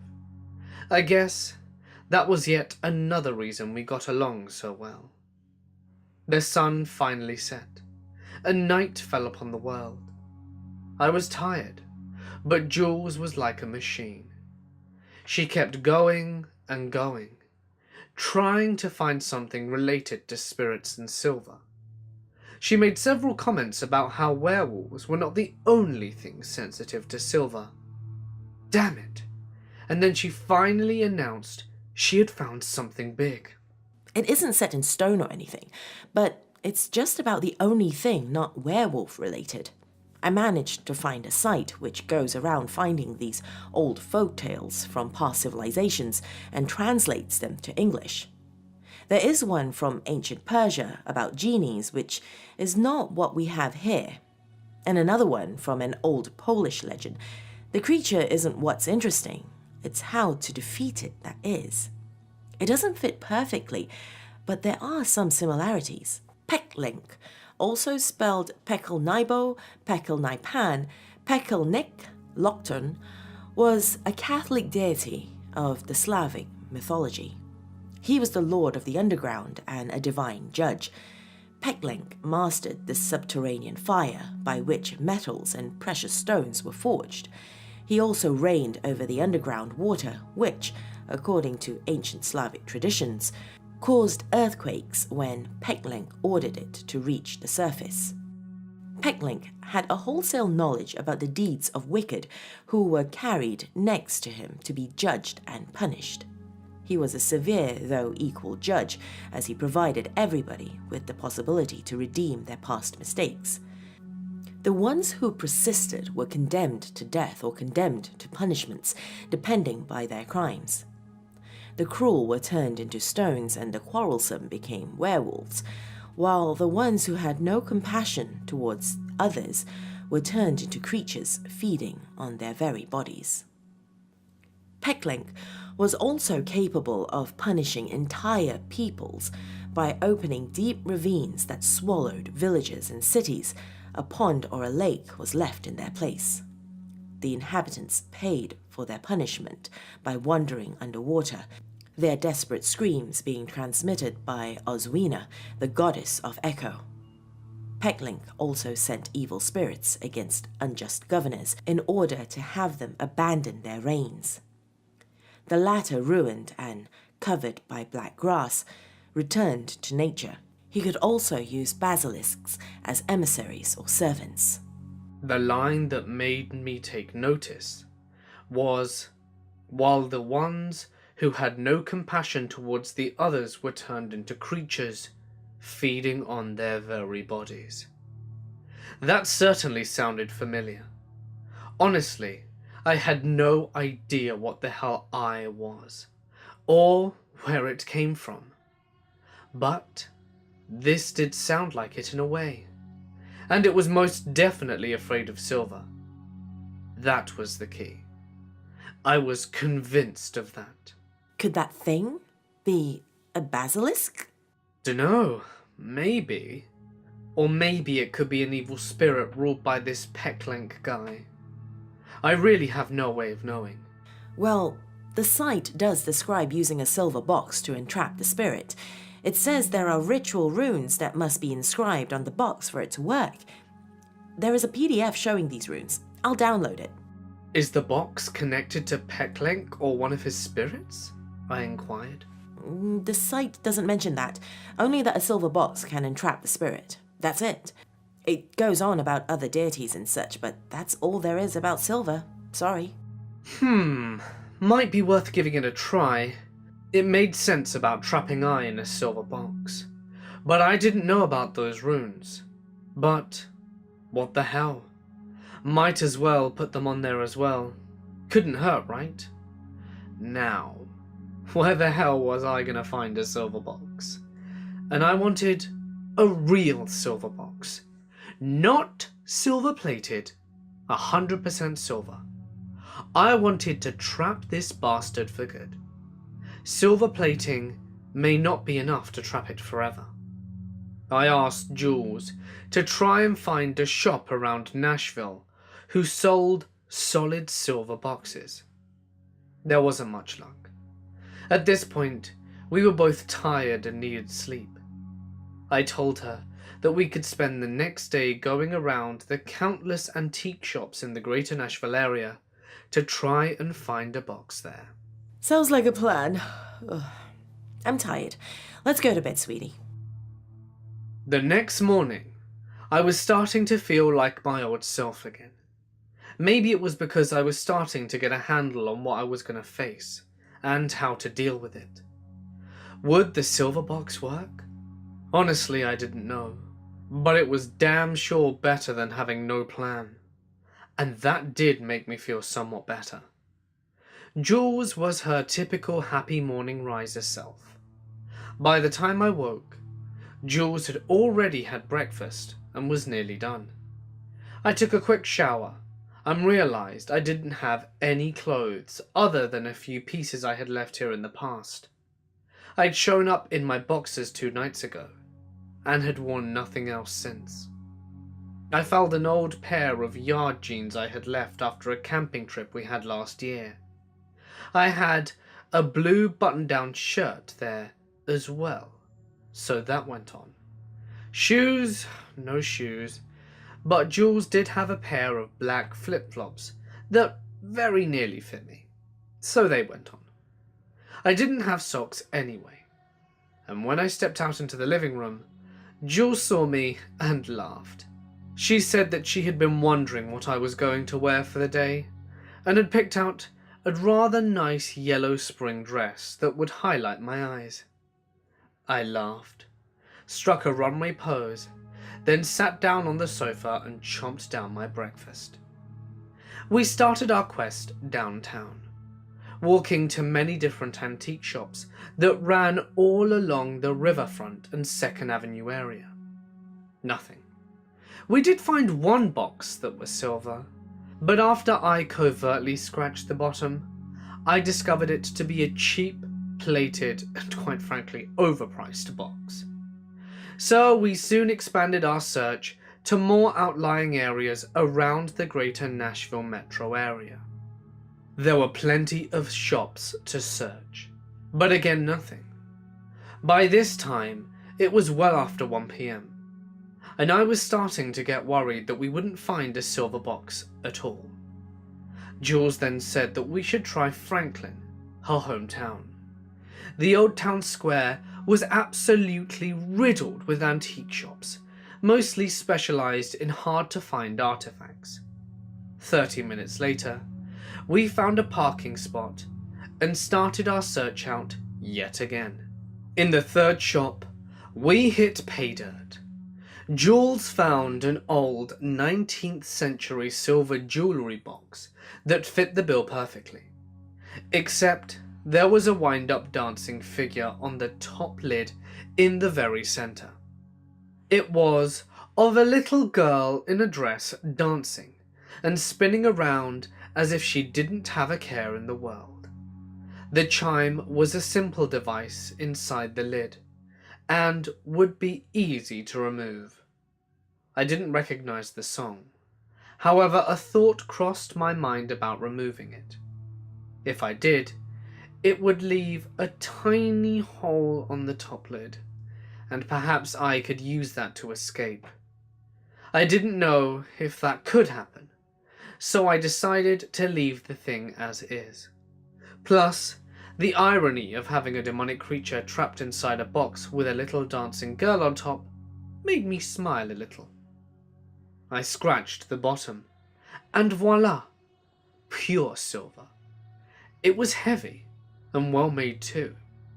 There was some patina, but I didn't really care about that. The inside was lined in some sort of decorative red felt. It was worn, but I believed I could remove that as well. I didn't want to take any chances of I getting out. Hell, I didn't know if this box would work in the first place. If it didn't, well, I'd have to worry about that later. The price was extortion. Nearly $800. Holy shit. The shop owner said it was a genuine relic that had once belonged to the Andrew Jackson family long ago. I saw no markings on it and was about to call bullshit when Jules elbowed me and said that we didn't have a choice. We needed that box, so she said to pay the damn money. Fine. I agreed, angrily, and handed over my debit card. And just like that, the box was mine. The lady wrapped up the box with pink tissue paper and gently placed it into a decorative cardboard box with the store's logo upon it. She then put the cardboard box into a big paper bag with handles and placed it on the counter. She smiled and thanked me for purchasing the item, and hoped I had a great day. Yeah, I replied sourly.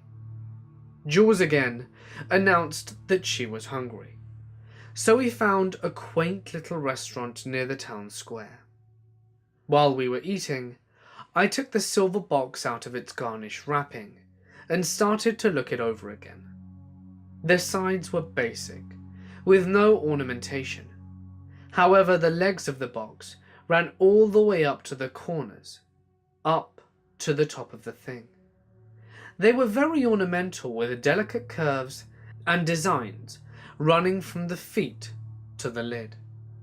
The lid was raised in the middle and ended with that little dancing girl. There was some design work along the edges of the lid, but that was it. Kind of basic by today's standards, I guess, and certainly not worth $800. But I now had my silver box, and that was a big step in the right direction, I thought. On the way home, we had a discussion about how the box was supposed to work. Jules brought up the runes that we were supposed to inscribe on the box. I was more concerned on how to trap I. Do we go in all Ghostbusters on this thing and simply leave the box on the floor, hoping it wouldn't see it and fall inside? Or was I supposed to trick it somehow?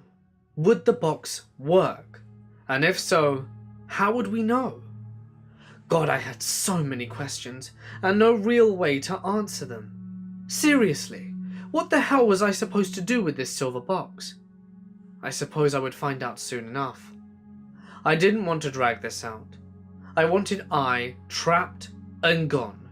Not only because of what it did to Jojo, but because I wanted my life back, damn it. I didn't ask for any of this, and I had a rage inside me, and it needed out. One thing was for certain though. Once I had been taken care of, I was going to track down Jess and make her pay for what she did. I even thought about finding where she lived and opening the box in her house or something. I don't know what it would do to her, but I would make sure that bitch would pay for Jojo. So help me in front of God himself, Jess would pay dearly. I promised that. We returned to Jules's apartment, and she was all excited about getting those runes on the box. She had always been what she referred to as a hobby girl. Her favourite store in the world was Hobby Lobby, with Michael's as a second close runner-up. Her dining room was crammed with plastic bins and shelves filled with an assortment of paints, inks, glues, plastic flowers, and about 1,000 other knickknacks that she would use for making her cute, dainty little things. Her apartment and patio was filled with things like that. All of them very girly and very hobbyish. She rummaged through her plastic bins and found what she was looking for. Here we are. My handy-dandy electric pen. She plugged it into a small extension cord under the table and turned it on. It buzzed like a pissed-off bee. It still works. Awesome. And she greedily took the silver box out of its bag and placed it on the table. She found the printout of those runes and sat down to work. She was so excited about inscribing the runes that she had forgotten about turning on the overhead lamp. I flipped the switch and she suddenly looked up. Oh yeah. Thank you, hot stuff. And went back to work. I went into the living room and logged onto her laptop. I was wanting to see if I could find something about how this box was supposed to work and how I was going to use it. Again, everything I could find about it was about werewolves and such. Jules had bookmarked the site where she had found the rune PDF, so I clicked on the link, and I used the search function at the site to look for Silver Box. And of course, it highlighted what Jules had found last night. I was wondering if there was supposed to be something, such as a chant or words that were to go along with the runes, but I found nothing. There were other links that would take me to pages or sites with the words Silver Box, but there was nothing that applied to my situation. Just then, Jules' cell phone rang. She had placed it on the coffee table when we came in, and I was the closest to it. so I picked it up and saw the number. It was my cell phone number. I left my cell phone at the apartment when I ran out of there, and I had forgotten all about it. The phone rang and rang, and I sat there stunned, not knowing what to do. The number and my name on the screen stared back at me, almost as if it were mocking me. Jules asked me who it was, but I couldn't answer her. I was just too stunned to say anything. I shakily tapped the answer call button and slowly put the phone up to my ear. When I weakly said, "Hello?" there was nothing at first. Then I could hear that damn moaning and whispering in the background, and then a voice which sounded like a ragged whisper of ice-cold air rustling through a dead forest of dry leaves. The price must be paid. I stood up and dropped the phone to the floor. It landed face up, but the call didn't end. I could still hear that voice whispering. The price must be paid. The price must be paid. Over and over again, until a horrific scream of agony came through the speaker. I knelt down and quickly ended the call. Jules had stopped working on the box and was watching me. I must have had a look of pure horror on my face, because she came over and hugged me tightly. I felt weak and dizzy. This thing was following me, taunting me to return, so it could feed on me like it did poor Jojo. Looking back at it now, I can say for sure at this point, I was more afraid and terrified than at any time in my life before or since. Knowing that this thing, this monster, not from our world, was trying to get to me was too much. I couldn't deal with it.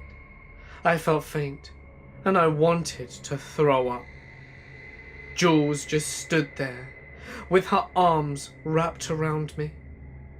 I think she knew what I was feeling. She was my rock in all of this.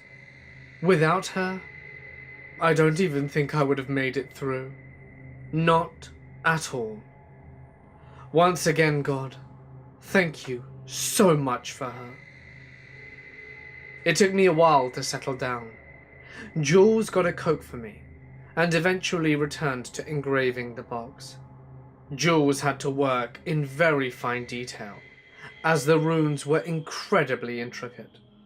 I spent the time sitting in silence, thinking about how the hell I was supposed to do this.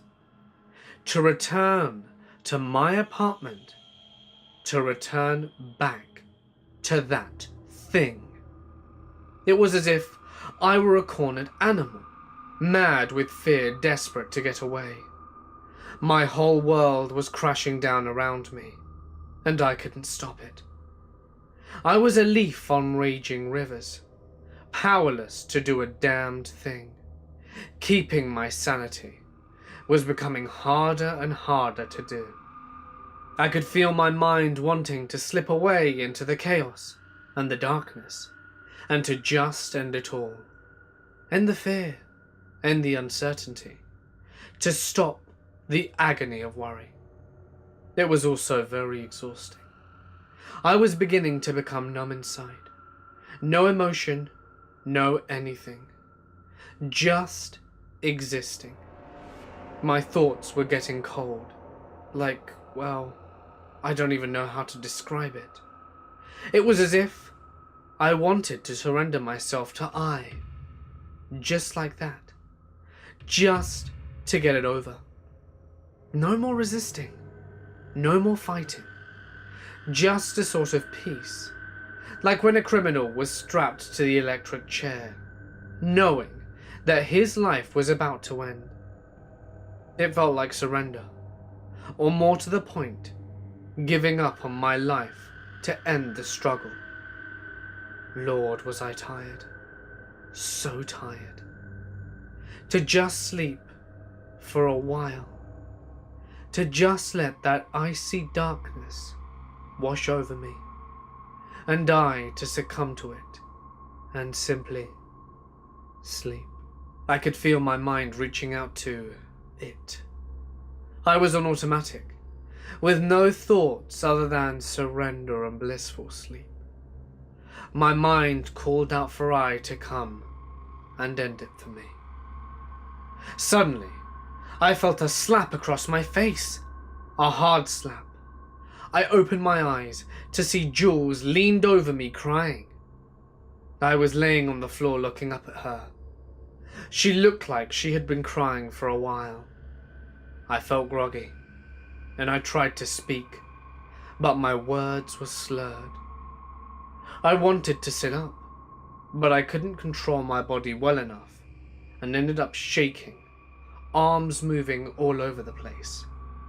So I just laid there on the floor, looking up into the crying eyes of my fiancé.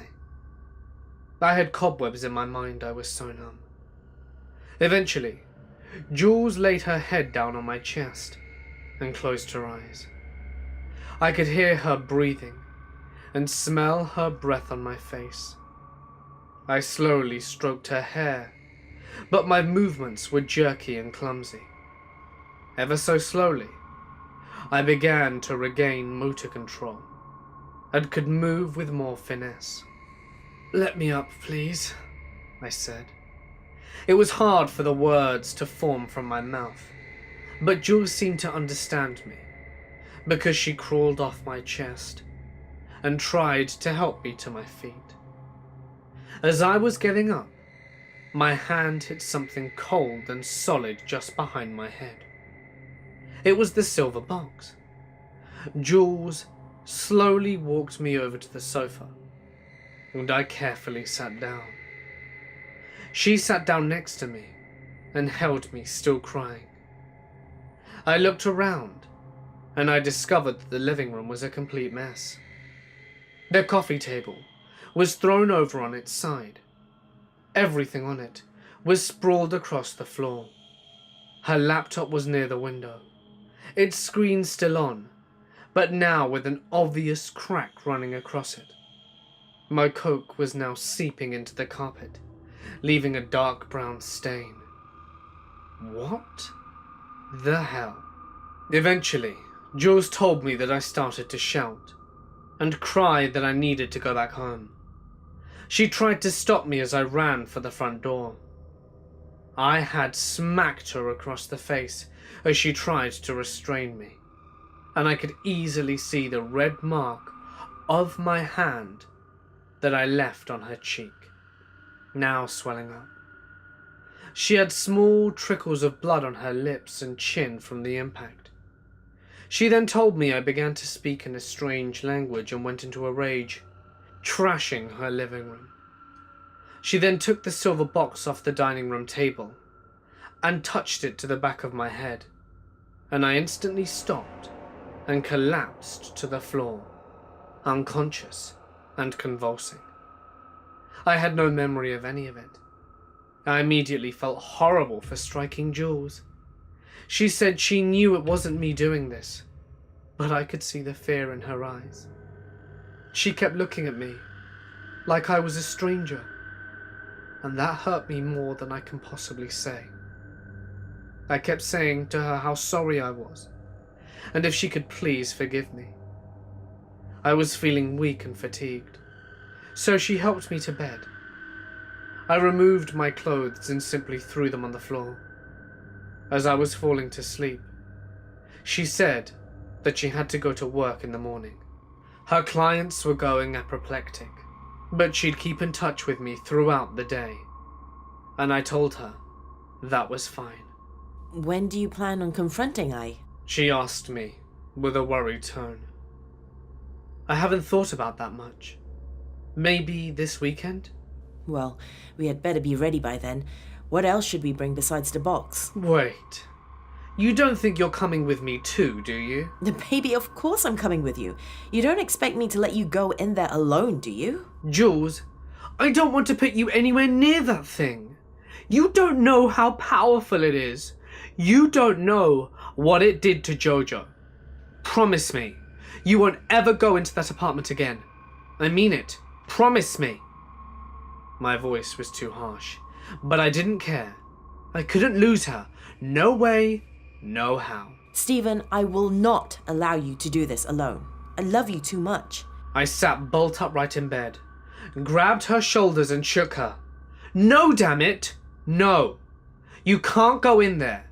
You don't know this thing. What it can do to you. No way in hell are you going. Do you understand? Do you understand? There's no way. She slowly rubbed the swollen cheeks where I had hit her and started to cry. I don't know you anymore. What I is doing to you, it's changing you, and you can't even see that. I'm starting to be afraid around you, Stephen. Shocked, I hugged her tightly. She let loose and sobbed loudly on my shoulder, her tears and saliva wetting my back. I didn't know what to say. I never thought about this from her point of view. But she was right. I was becoming a different person. I could feel it deep inside me. I was using my fear and anger against me, trying to destroy my life. I hadn't noticed until this very moment. I was constantly sullen, angry, worried and depressed. That wasn't me at all.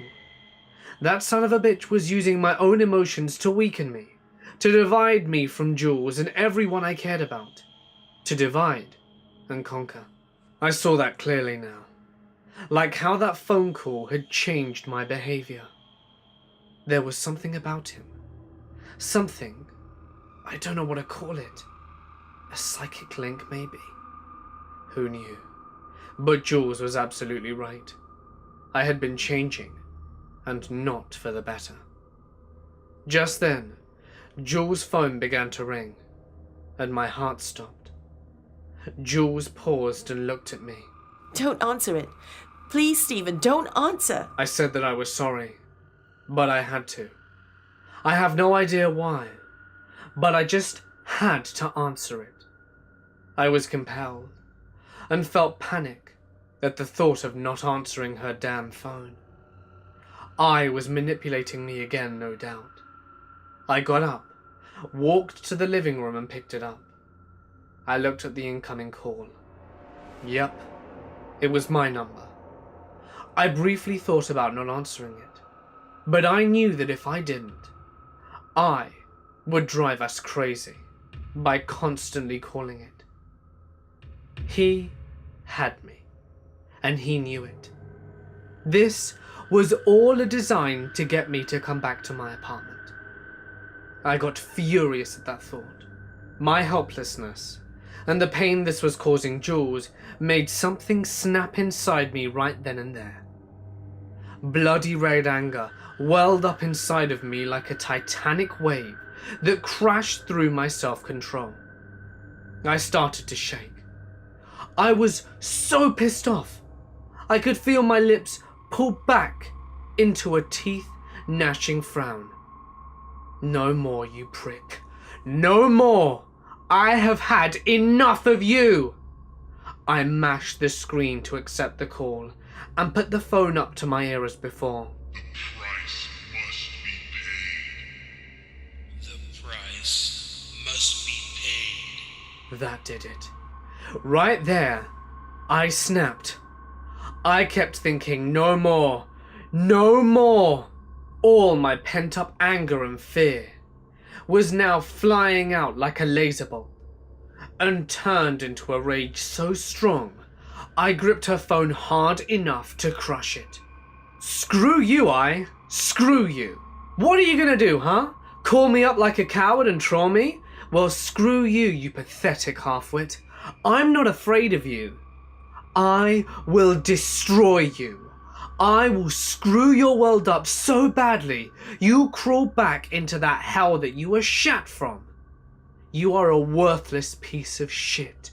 I will own you. I got you. I know how to kill you now, and I'm coming for you. You hear me? I'm coming for you, bitch, and my face will be the last thing you ever see, you dicktard. I paused to catch my breath. Just then, the most horrifying scream came over the phone. Instantly, my anger evaporated, and fear returned like a thunderclap. That scream, it chilled me to my very soul. I will never forget that scream for the rest of my days.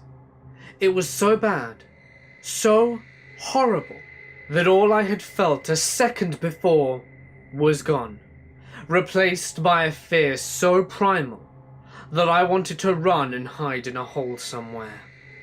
I dropped the phone and just stood there, weeping and enshrouded in pure terror. Jules came up behind me and wrapped her arms around my stomach. She buried her face into my back and cried.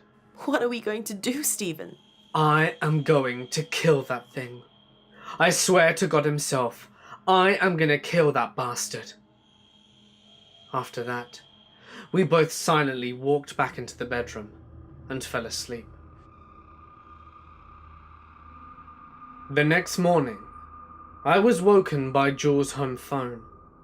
It was a cordless phone which utilized the old landline at her place. At first, I didn't know what it was. She never used it. The only reason she had it is because it came bundled with her cable and internet. I groggily opened my eyes and found Jules to be gone. Oh, she had to go to work. That's right. She told me about that. I slowly sat up in bed and looked at the phone on her nightstand. She was calling me on it because I didn't have my cell phone. Made perfect sense. I took the phone out of its cradle and accepted the call. Jules' angry voice soon came over. Stephen, what the hell are you doing there? What do you mean? Damn it, Stephen, you called me and told me to meet you here at your apartment, and now you're back to sleep? What the fuck, Stephen?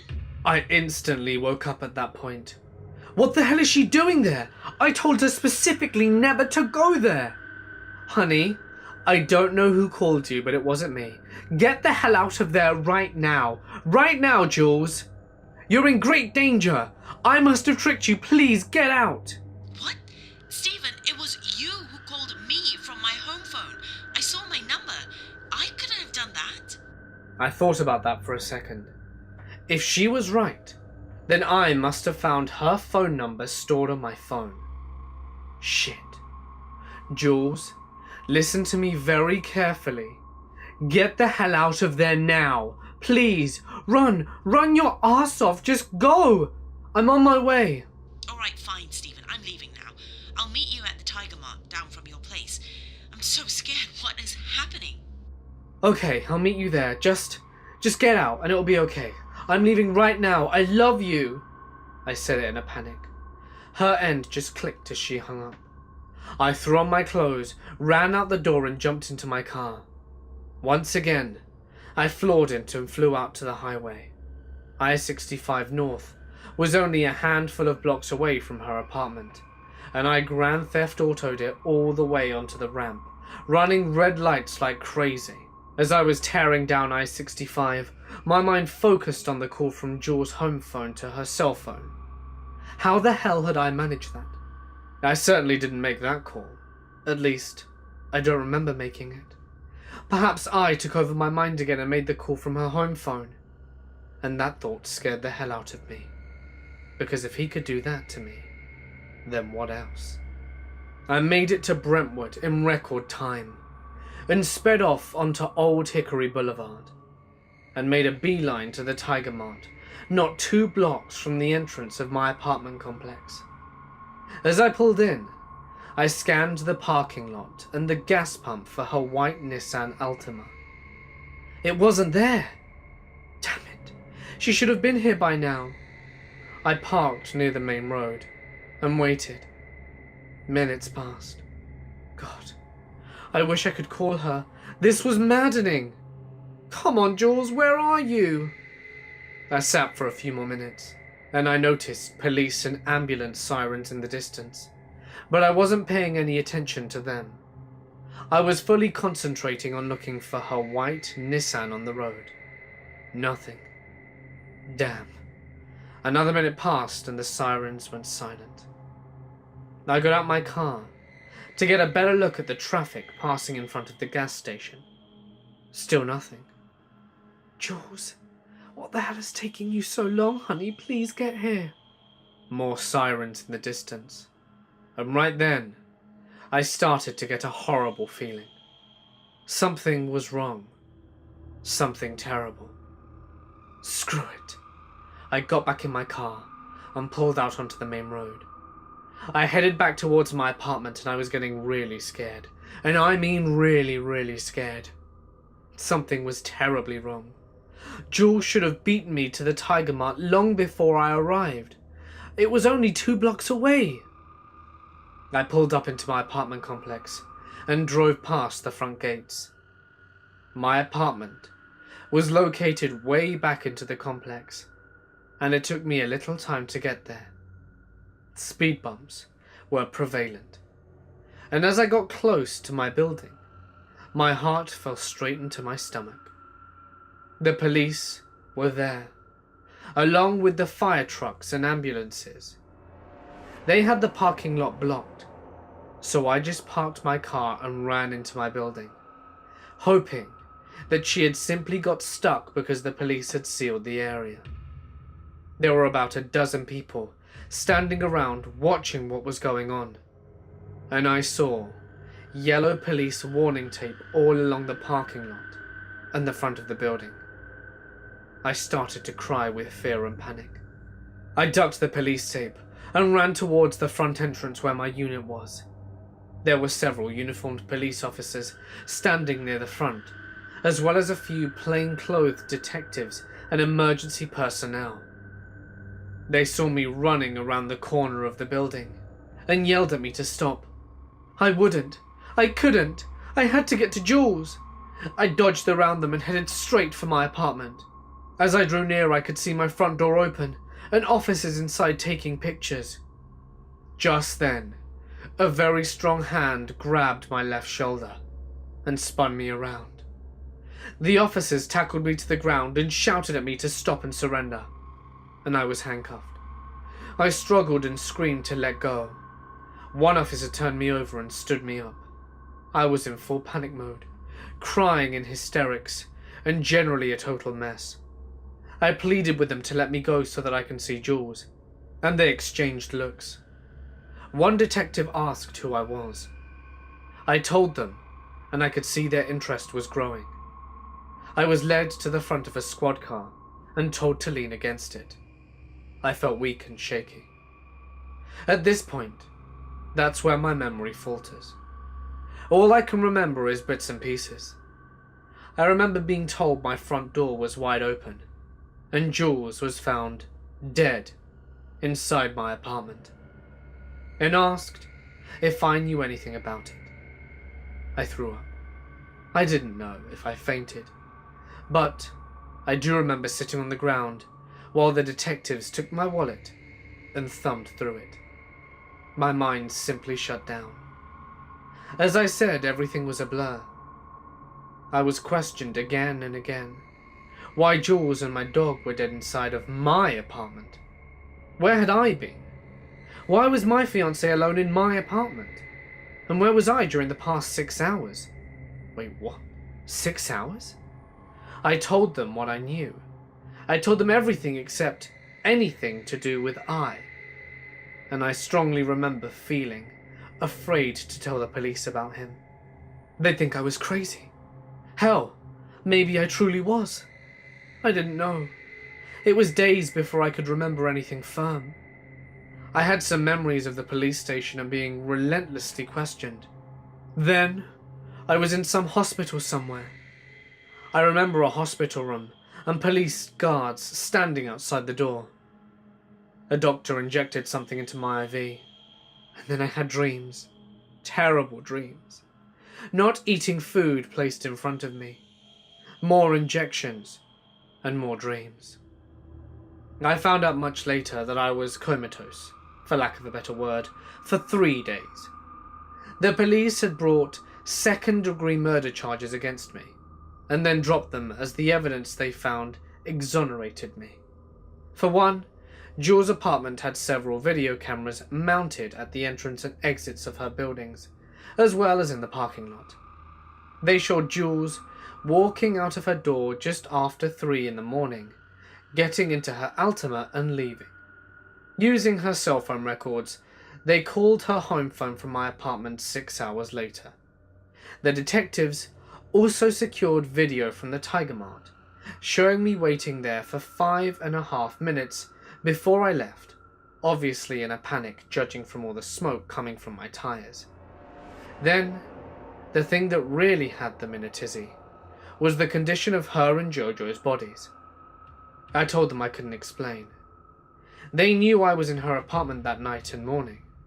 Phone records and video records proved that, and the autopsy performed on both bodies showed massive dehydration, but nothing more. The pathologist report stated that Jules had died at around 3:30 a.m. of the morning the bodies were found. That upset the police because the call from her cell phone to her home phone came 3 hours later. So who called me? We talked for 1 minute and 3 seconds. Who was on the other phone, they kept asking. The call was made from my apartment. Who was on the line with you? They kept asking over and over. What could I say? I kept repeating that I didn't know. I just said her side was silent. A lie. But I couldn't tell them the truth. I had placed that call to me. The prick had already killed Jules hours before he called me, pretending to be her. I was numb and in shock. Maybe that was why I believed it right then and there. Besides, I just knew it was true. I don't know why, but it obviously absolutely was. That psychic connection again, perhaps? They let me go due to lack of evidence, but firmly told me to stay in Nashville for the time being, in case they had more questions or more evidence popped up. I couldn't go back to her apartment, and my apartment was on lockdown by the police, so I stayed at my parents' home in Bellevue. They took care of the funeral and contacting Jules' parents, family, and friends. I was simply zoned out during this time. Again, my memory fades. I remember Jules' funeral. It rained. I stood and stared at her casket. I didn't want to see the condition of her body, knowing how horrid Jojo's body looked. I also remember collapsing on top of her casket and having someone gently pull me off. After the funeral was done and her casket was lowered into the ground, I stood there in the rain. People tried to talk to me, but I simply ignored them. I eventually was standing alone in the rain, my tears mixing in the downpour. I had never felt such loss in my life. My equal, my soulmate was gone from me forever, and I didn't know how to handle it. I was so lost without her. Jules being dead and gone was unimaginable. I felt the weight of the world on me. How could I tell anyone the truth? No one would believe a word of it. Memories of her and our time together flooded back in a rush. The smell of her hair, the light that shone in her eyes, the curve of her breasts, the way she spoke, our complete understanding of each other, the sound of her laughter. It went on and on. I was more alone now than I had ever been. Honestly, I didn't want to live anymore. Jules would have been pissed at me for wanting to die, but without her, how the hell was I going to go on? I didn't care a damn about anything. My family, friends, career, none of it. Everything I loved was in a wooden box 6 feet in the ground. Box. The silver box! The moment the thought of the silver box entered my mind, an anger, more powerful, more burning than any I had ever felt before, began to well up inside me. It came from the deepest reaches of my psyche. It came from the depths of my very soul. The rage rose like a holy fire from hell, warming my body from my toes to my fingers. Everything began to tingle. When the heat from the rage hit my mind, it instantly burned the fog and sadness away, and left me with a razor-sharp clarity I didn't know was humanly possible. All that I was disappeared into a white, hot, boiling fury, which demanded retribution and justice. I knew then exactly what I had to do, what needed to be done. I stood straight, closed my eyes, and forced my mind to reach out to I. I knew it was there watching, listening to my every thought. It was gleeful in my sadness, loss and despair. Oh, I was listening all right. I could feel it. It was definitely there. I reached out to it and felt its shock and surprise at being contacted. It moved, aware of my presence. I could detect it trying to force me out of its mind. It pushed me, but I pushed back, hard. It tried to struggle against me, against my will. But I had an overwhelming rage and anger, and that gave me strength. I felt it recoil, then push back at me. I stood there in the rain, at the foot of my fiancé's grave, fighting against a hellish monster with my mind. And I pushed. I could feel I growing more and more angry with me. It pushed back with force, but I didn't care. I clenched my fists and pushed back as hard as I could. It let out a terrible scream of fear and frustration in my mind. It let out a terrible scream of fear and frustration in my mind.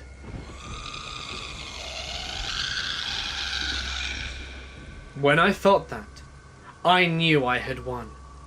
I knew that I could actually beat it. I couldn't stop me. It could only push me back. It couldn't stop me. I felt elation and joy knowing I was harming it. It could be harmed. It could be hurt. And in that instant, in that very moment of clarity, I threw a single thought out at I, straight into its endless black mind.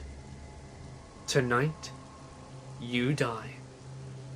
And then I relaxed and let him go. I reeled my mind back and opened my eyes. I was grinning from ear to ear. I felt such happiness. I knew without a shadow of a doubt that I was going to defeat I once and for all. I was going to make that son of a bitch pay for what he had done to Jules and Jojo. I could sense I was ancient, older than I'd ever known.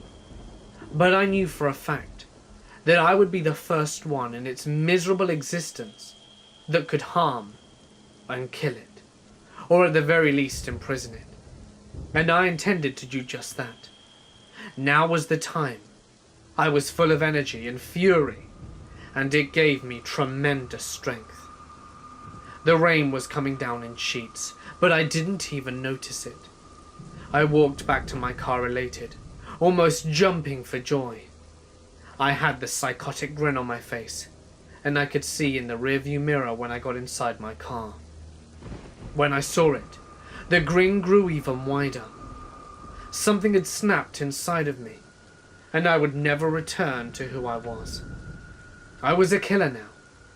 I was hardened like rolled steel, and I reveled in the power of it. Stephen would no longer exist after this day. The soft-spoken, loving, hard-working engineer of the past was dead and gone. I was now something different. I felt my fury, and I accepted it, wrapped it around me like a cloak, and I dove right into it, and never wanted to emerge again. This was power. I could feel my mind expand into the world around me. I closed my eyes, but I could still see. I saw the rain, the trees, the headstones. I could see everything. I could feel everything. My mind continued to push outwards into the world. I could see people everywhere and sense what they were feeling, what they were doing. I could taste emotion and I loved it. I knew I could push anywhere I wanted, and that would make things happen. The rain was still falling all around my car, but I pushed against it. The raindrops were hovering in the air all around the car. I let go, and they fell to the ground in a great splash. I saw an old tree nearby, and I could feel the rough texture of the bark and the craggy limbs above. I pushed against it, and it resisted. I pushed slightly harder, and it bent backwards, and with a loud crack it fell to the earth. All of this I could see, while my eyes were closed. I had done this to me. Somehow, some way, I had changed me, and I was grateful. Perhaps it changed me when it touched my arm as I was struggling against my bedroom door. Or perhaps it changed when it first called me the first time over Jules' phone, and I blacked out. I didn't know, and honestly I didn't care. I held true power now, and I would use it with full force.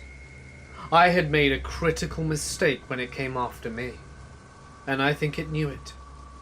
I had escaped his grasp, and was changed for it. Whatever the case, I was going to get my revenge on it, soon. I started my car and slowly drove out of the cemetery. Oh, you are going to pay. You are going to pay dearly. I was going to turn the tables on him, and make him run in fear. Justice would be sweet and mine, and I knew exactly what I had to do. First thing, I needed the box. It was still at Jules' apartment, so I went there. We had made copies of our apartment keys and exchanged them for emergencies or whatever. I still had my copy of her apartment door locks, and when I entered, it was obvious that her family had been there. Most of her belongings had been boxed up, but not all. It took me a few minutes of searching before I finally located the paper bag that came with the box. I lifted the bag, and I felt the weight of the box inside. I began to weep as I took the box out of the bag and examined it. I could still see her fingerprints all over it, where she had engraved the runes. I stood in the living room, looking at all of her things around me. I could smell her perfume, and memories flooded back of all the happy times we had spent there. My hands began to shake, and I felt like vomiting. It was almost too much to bear. I thought of what I had done to her, to us, and my fury returned like a hammer strike. My tears turned for anguish and loss to anger and revenge. I replaced the box back into the paper bag and took one last look at her apartment. I knew it would be the last time I would ever be there. I sobbed as I left and locked her door. I slid her key under the door, turned around, and walked back to my car. On the way to my apartment, I kept reaching my mind out to I, taunting it. I'm coming for you, prick. Do you hear me?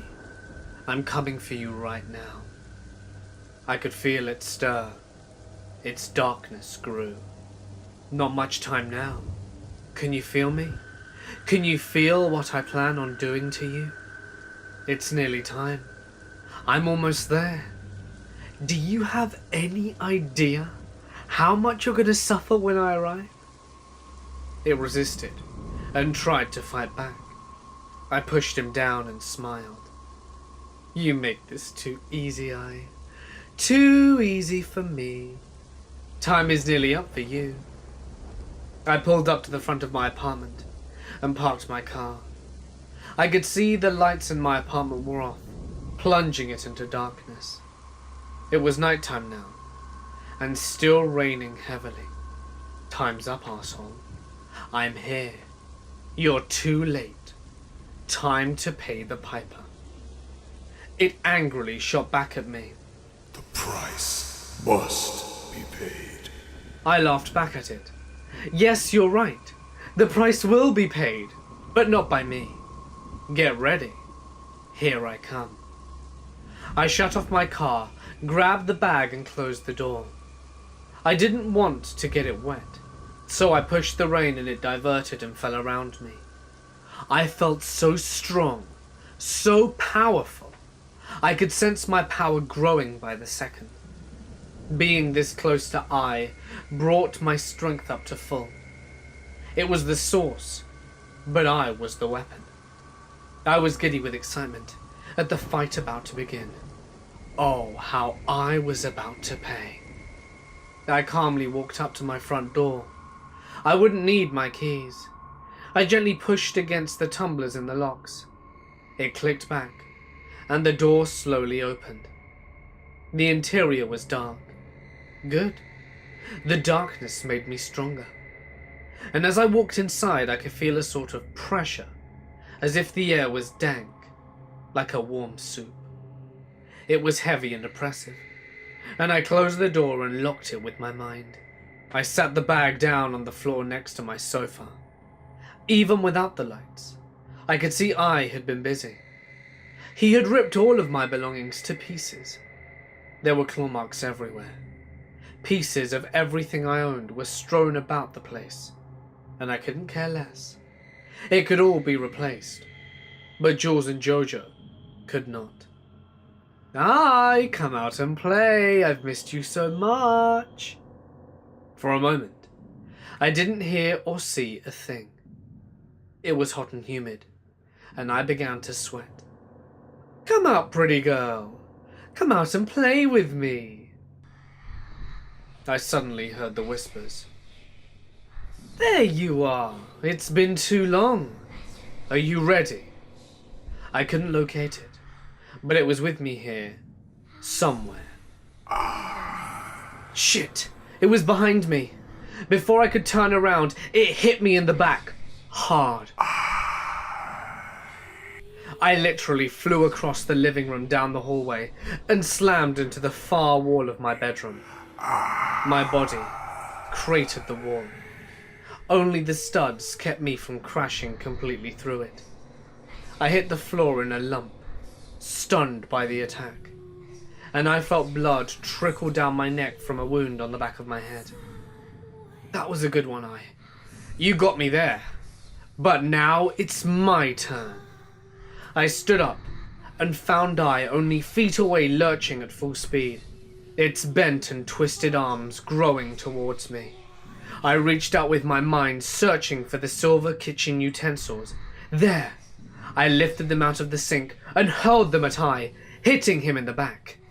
It convulsed a moment and screamed that horrible demonic scream only it can muster. The whimpering and moaning stopped, and it all went into full scream. It thundered into my skull, staggering me back a step. As I writhed in agony, I pushed against it. It started to crumple a little. Then, as if there had been an explosion, all the utensils flew out of its back like lethal missiles. Most thudded into the wall behind me, but one fork hit my left thigh and sunk deeply into it. I gasped as the pain momentarily weakened my resolve, and I grabbed it and forcefully pulled the fork out and threw it at I. It missed, but it was close enough that it moved out of the way. At that moment, I pushed against the wall behind me hard enough to launch me out of I's way and move towards the living room. The box was there, and I had to get to it. As I flew past it, I reached out with one of those arms and grabbed me. It flung me around above its head and threw me back against the bedroom wall again. I used my mind as best I could to cushion the impact, but it still hurt like a son of a bitch. This time, the wooden studs did crack, and I almost crashed through the wall. Again, I fell to the floor in a heap. I became dazed, and I felt more blood running down my back leg and neck. My right elbow struck a stud and numbed my whole arm, and it took a great deal of effort just to lift it. As much as I hated to admit it, I was more powerful than I had anticipated. It seemed obvious now that it had been hiding its true power from me. It wanted to lure me back.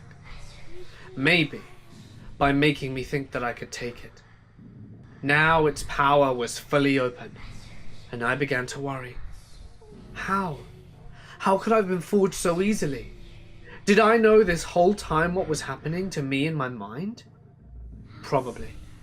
It was quickly becoming apparent to me that this fight was no way near even.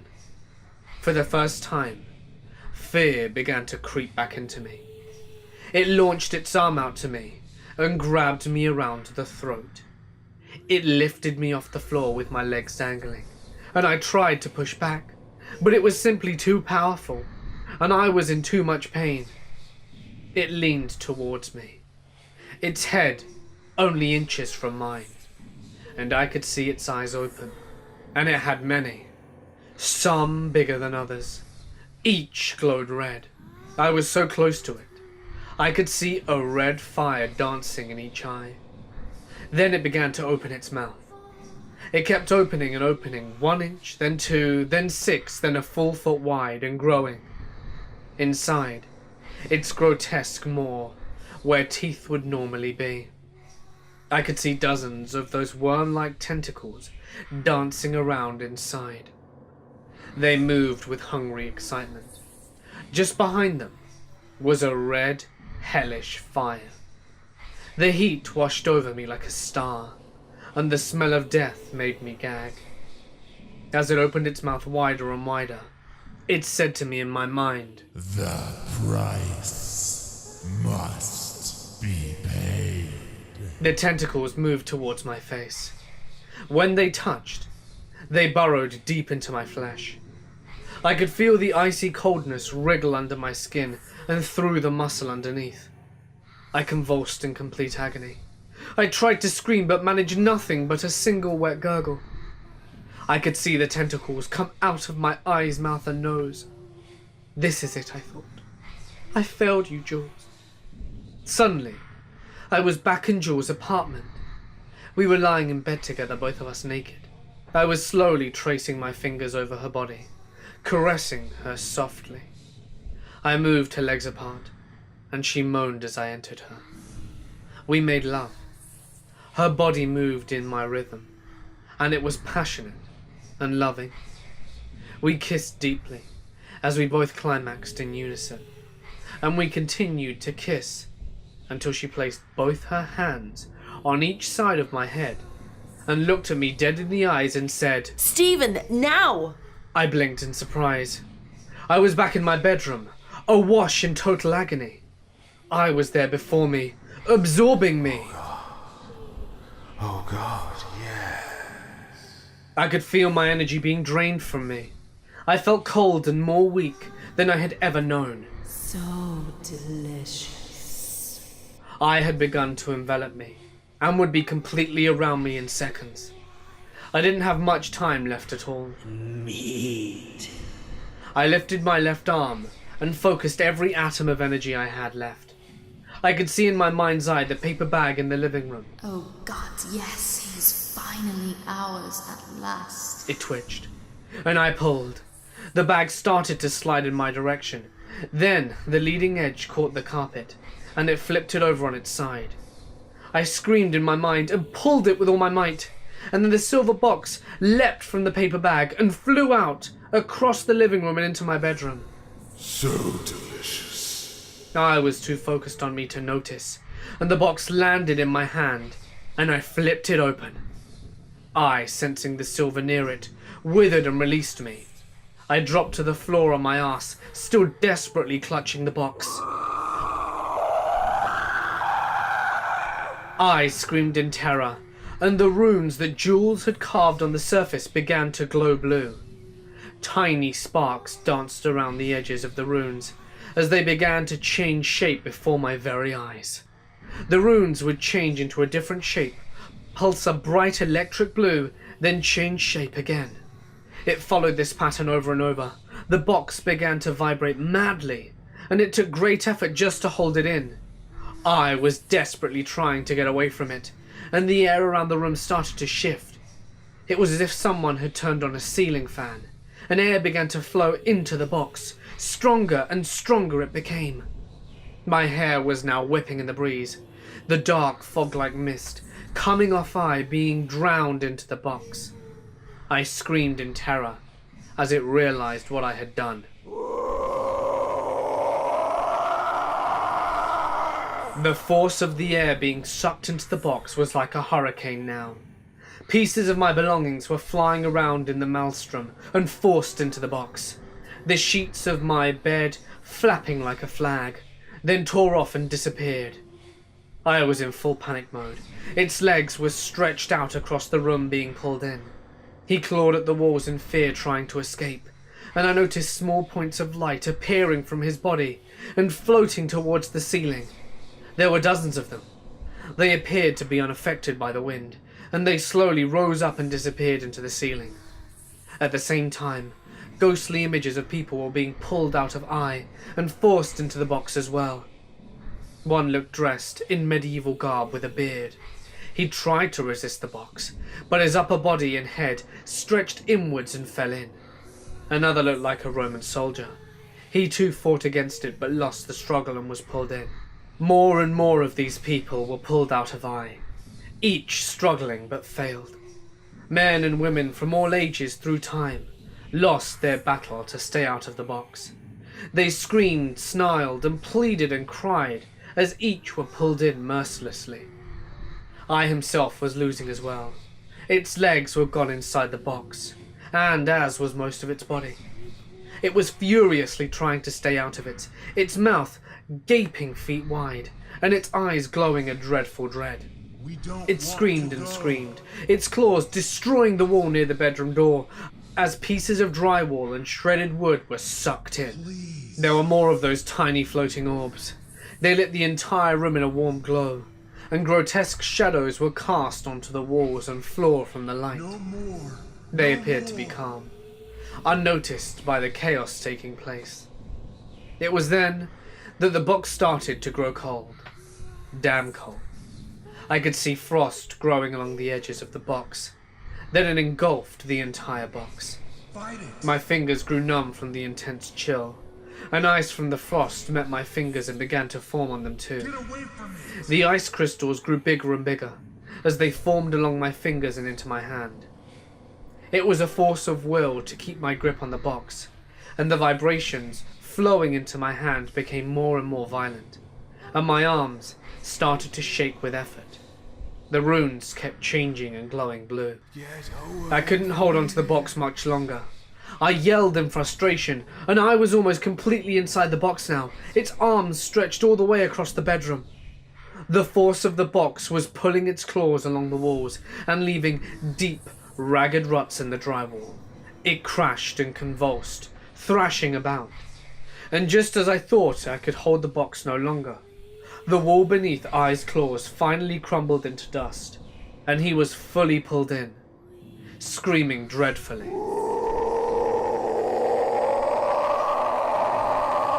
The moment he disappeared, the lid snapped closed, and the wind instantly stopped. Bits of paper, dust, and flotsam gently floated down to the ground below. Suddenly, there was silence. Dead silence. I trembled in fear, cold and pain. But I had held onto the box. The figure of the little girl on the lid slowly began to turn and dance as delicate music played from inside. It started on its own, without being wound up. Slowly, it spun and twirled, and the music was the only sound in the room, and I watched it for a while. I then noticed two glowing orbs floating noiselessly in front of me. As they hovered, they began to expand. One grew into the form of an animal, one into the shape of the person. Ever so slowly, The animal one focused into a dog. It was Jojo! The second one. Could it be? Yes, it was Jules! Oh God almighty, Jules! She looked splendid. Better than I had ever seen her. She absolutely glowed.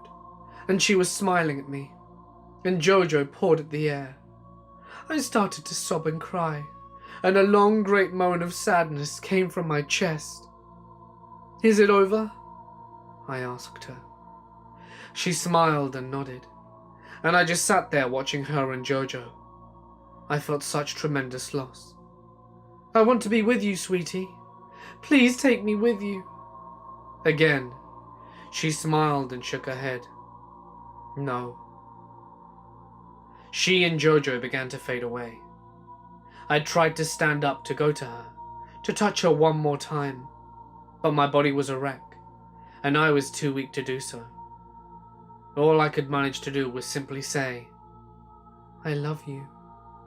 She smiled and soundlessly mouthed, I love you too. Then they both disappeared into orbs again, and slowly floated up and into the ceiling. Everything faded into blackness for me then, and I was gone.